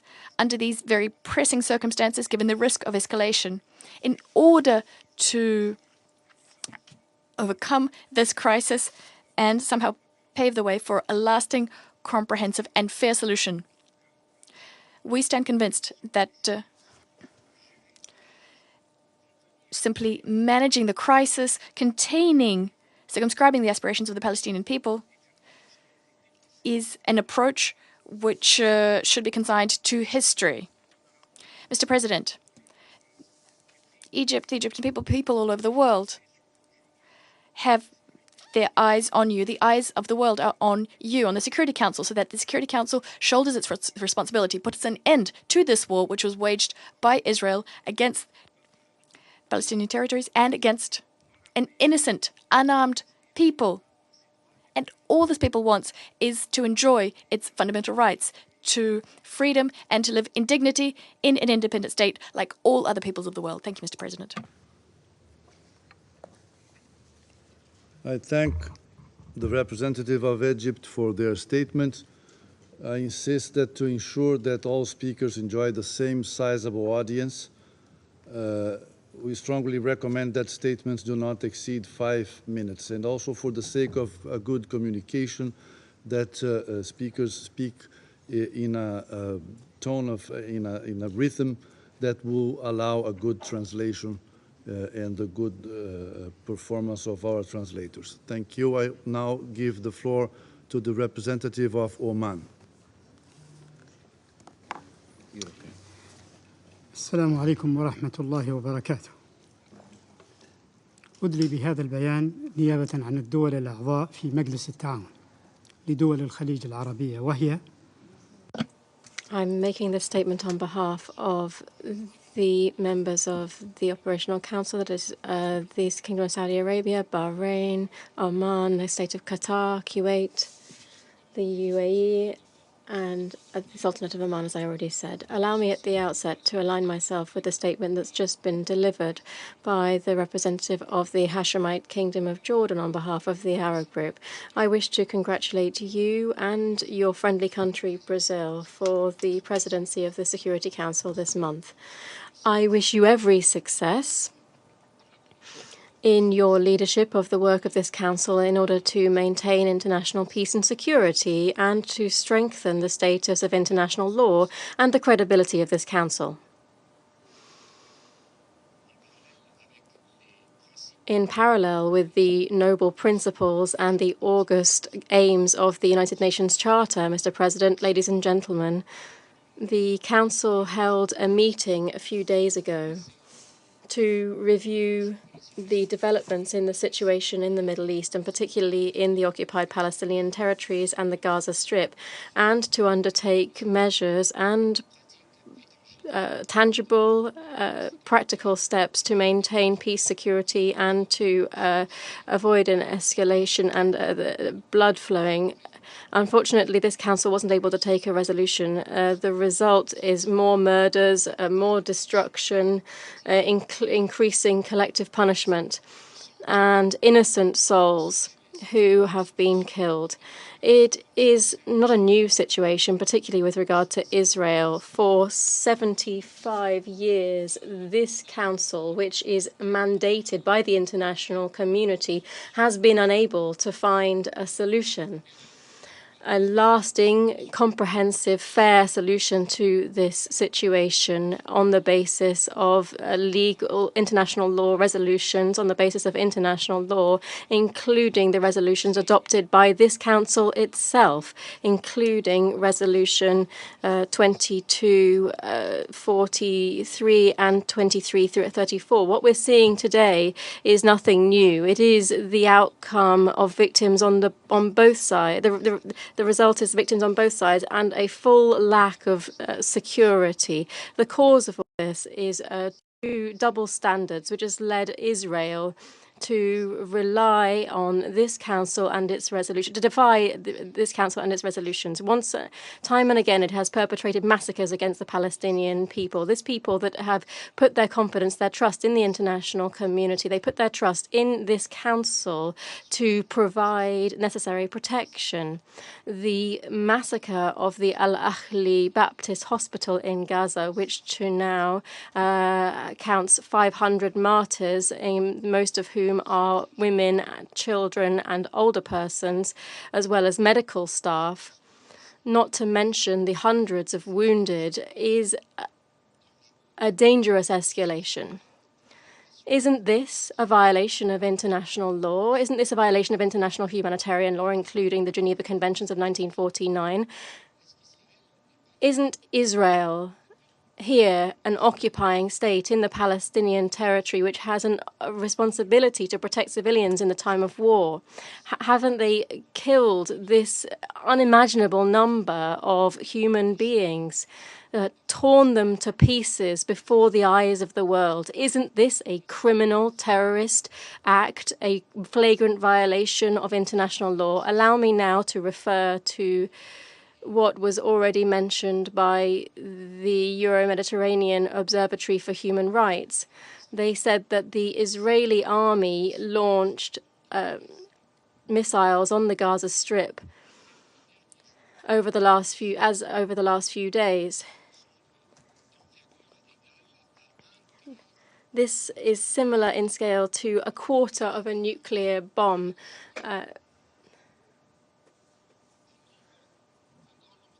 Killing many Palestinians every hour.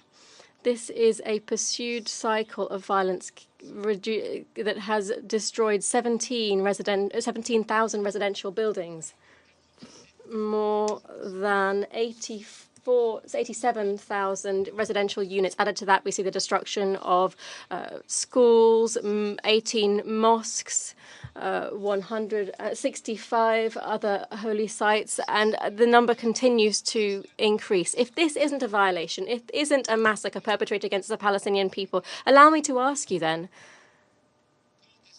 when will the international community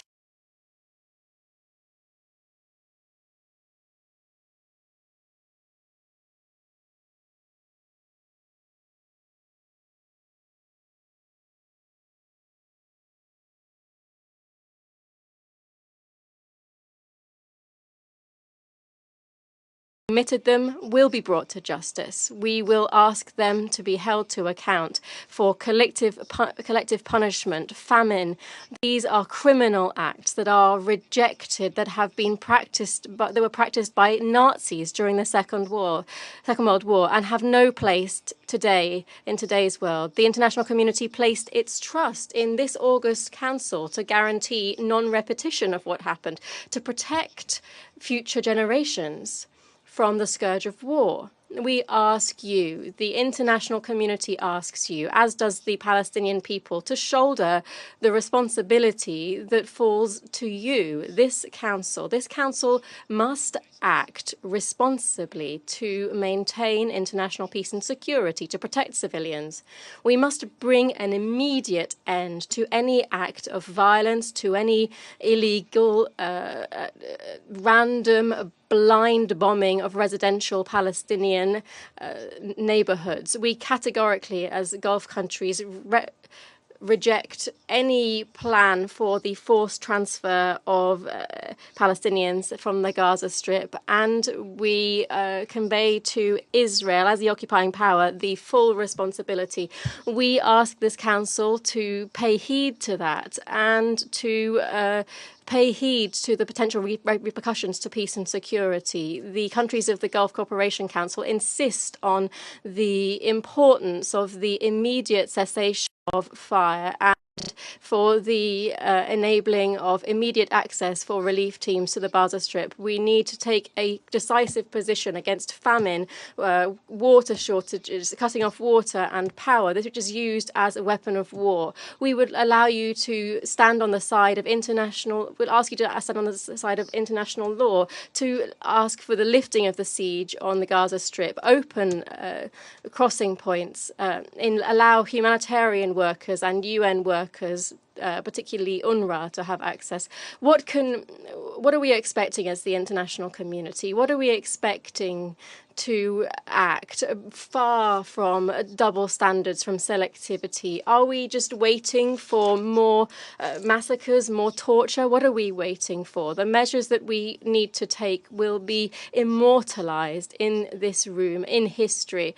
And we would like to draw your attention to the fact that overlooking the path of reason and justice will not lend itself to the credibility of this council and will never mean that we are able to ensure stability within the Middle East. Indeed, the contrary will be true.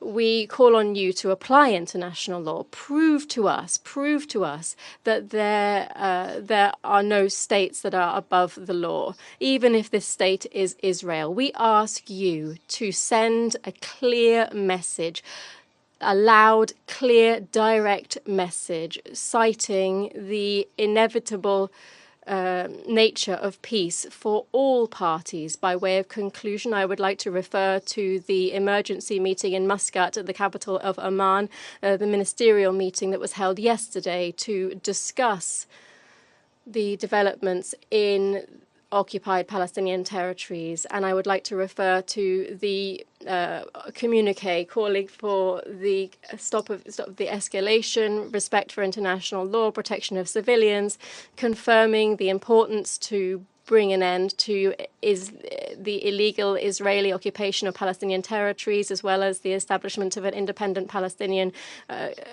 within the 1967 borders with East Jerusalem as its capital. The communique called on the international community to take immediate, effective steps to ensure that this becomes a reality pursuant to international law, and urge the international community to support the resilience of the Palestinian people on its land, while warning off any attempt to displace this people from its territory, and to guarantee a comprehensive solution under international law and the Arab Peace Initiative and the Security Council and General Assembly resolutions. We also asked for collective opposition to any attempt for the displacement of this crisis that has been worsened to neighboring countries. Thank you very much. I thank the representative of Oman for their statement, and I now give the floor to the representative of Libya. السيد الرئيس في البداية ليبيا President, at the outset, Libya would like to align itself with the statement delivered by the ambassador of Jordan on behalf of the Arab group, as well as the statement delivered on behalf of the GCC by Oman. We should like to express Libya's condemnation of the state and the people, and in the strongest possible terms, our condemnation of the atrocities, the atrocious aggression committed against the Baptist Hospital in Gaza City yesterday. This is a murderous machine which is boasting about its power, the support it has garnered. It has taken hundreds of innocent martyrs, women and children, the sick, as well as medical personnel. This is a new chapter in a series of crimes to which the people of Gaza have been subjected. The question today is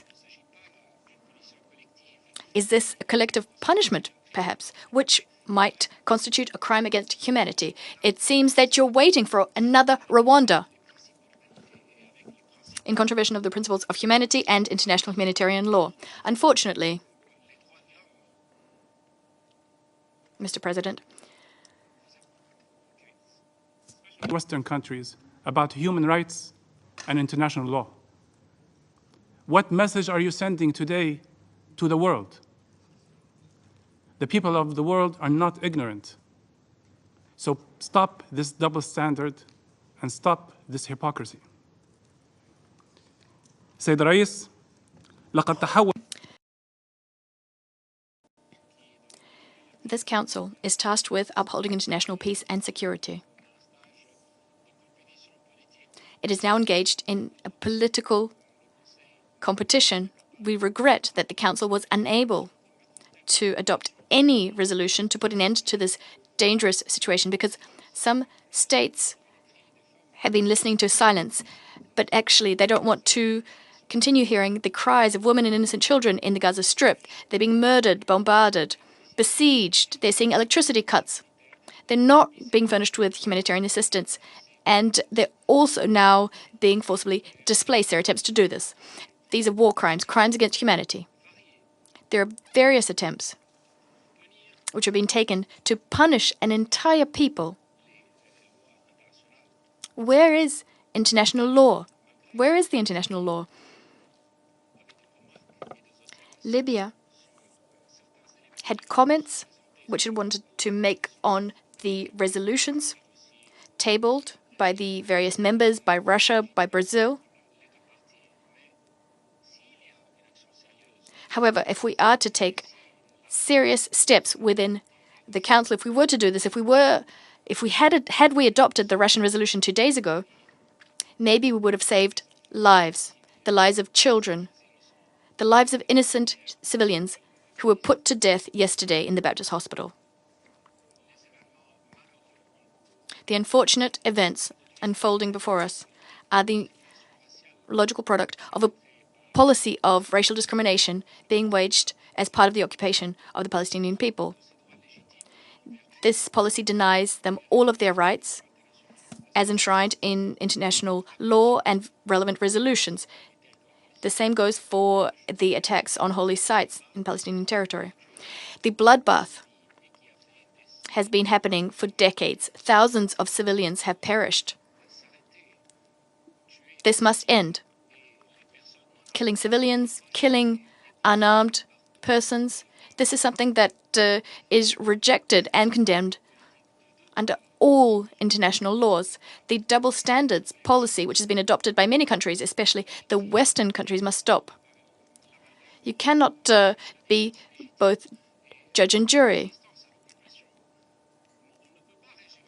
You cannot boil the Palestinian issue down to what happened on the 7th of October. You have to see the broader context, the injustice, the colonization policies, the colonial policies which put to death the dream for peace. Over the last 75 years, colonies were planted in the occupied territories, and the international community knew full well about these.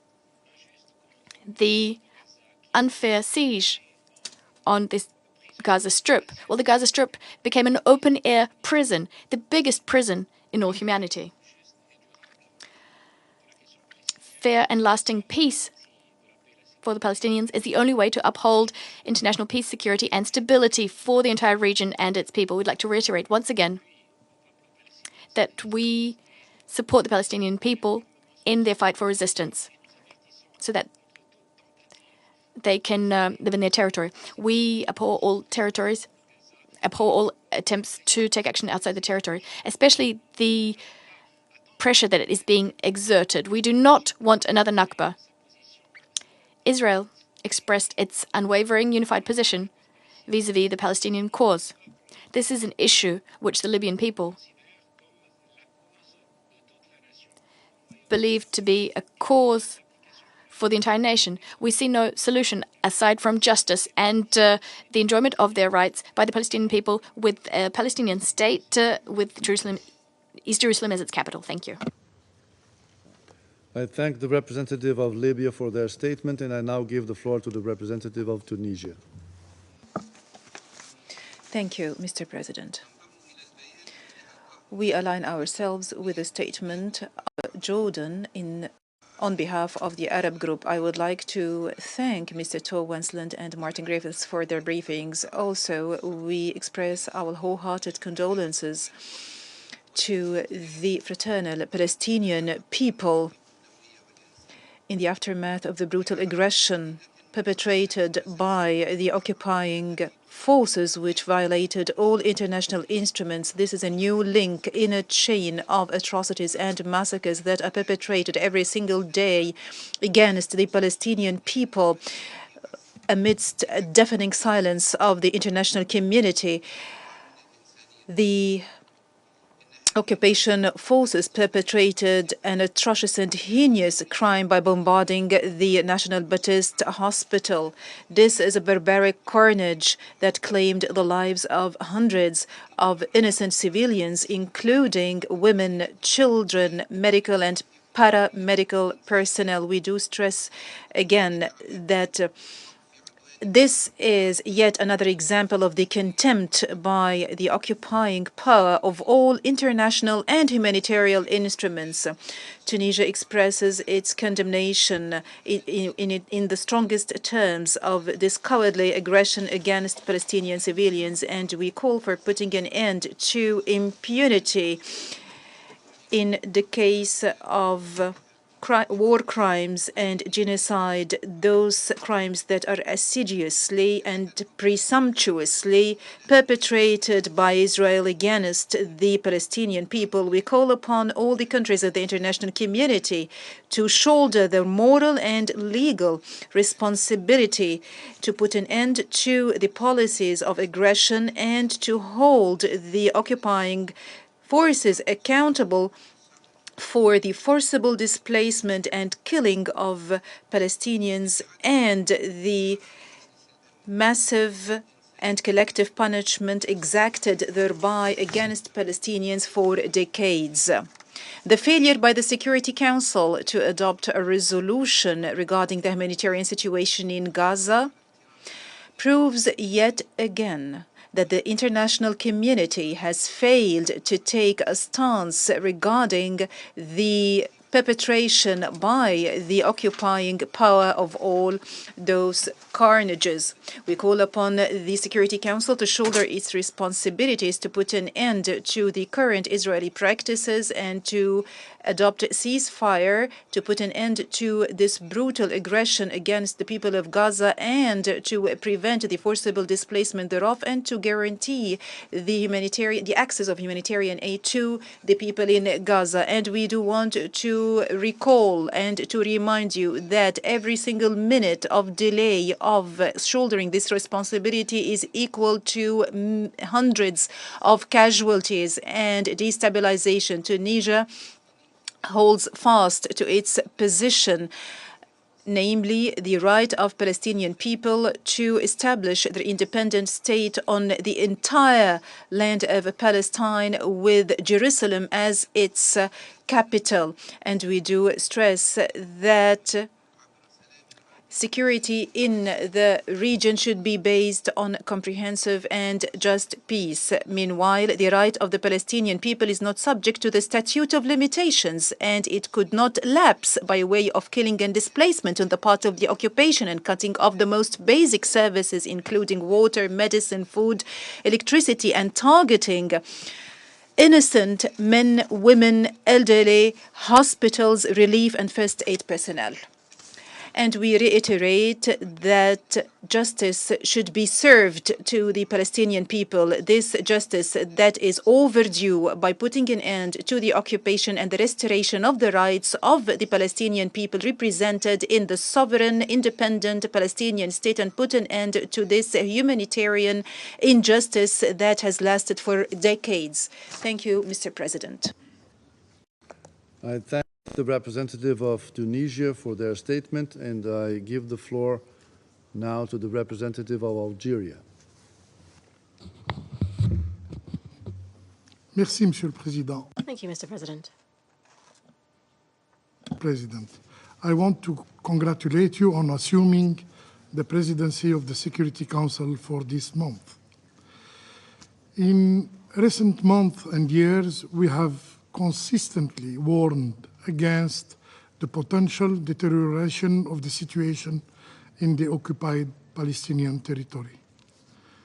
This ongoing cycle of violence results from the absence of a political solution to the Palestinian question and the dire conditions in which generation of Palestinians are forced to live. We must put an end to this ongoing tragedy in Gaza. During these last 10 days, the civilian population in the Gaza Strip is under airstrikes, with no area can be a safe shelter. This is not a war against Hamas, but a war against Palestinian civilians, children, women, and elderly. More than 60% of the casualties are among children and women. Mr. President, first, Algeria strongly condemned the deliberate attack on civilians in the Gaza Strip by the occupying forces, resulting in thousands of casualties. We condemn also, in the strongest word, the airstrike against the Ahli Anglican Hospital that resulted on the death of nearly 500 civilians. There can be no justification for targeting hospitals, clinics, medical personnel, and UN facilities. International law protects this critical infrastructure. We should strongly condemn any violation of these rules. No one is above the law. Attempts to absolve the occupying power of responsibility for such acts are unacceptable. Secondly, it is imperative to adequately address the humanitarian needs of the affected population. We must ensure unimpeded humanitarian access to the Gaza Strip. The occupying power should lift its siege and collaborate with UN humanitarian agencies. It must also rescind its order to evacuate the northern area of Gaza. Third, any attempt to equate the Palestinian people and the occupying power is unacceptable. What we are witnessing today is an assault on the defenseless Palestinian population, a crime against humanity. Mr. President, in conclusion, I want to reiterate the solidarity and support of the Algerian people to the Palestinian people.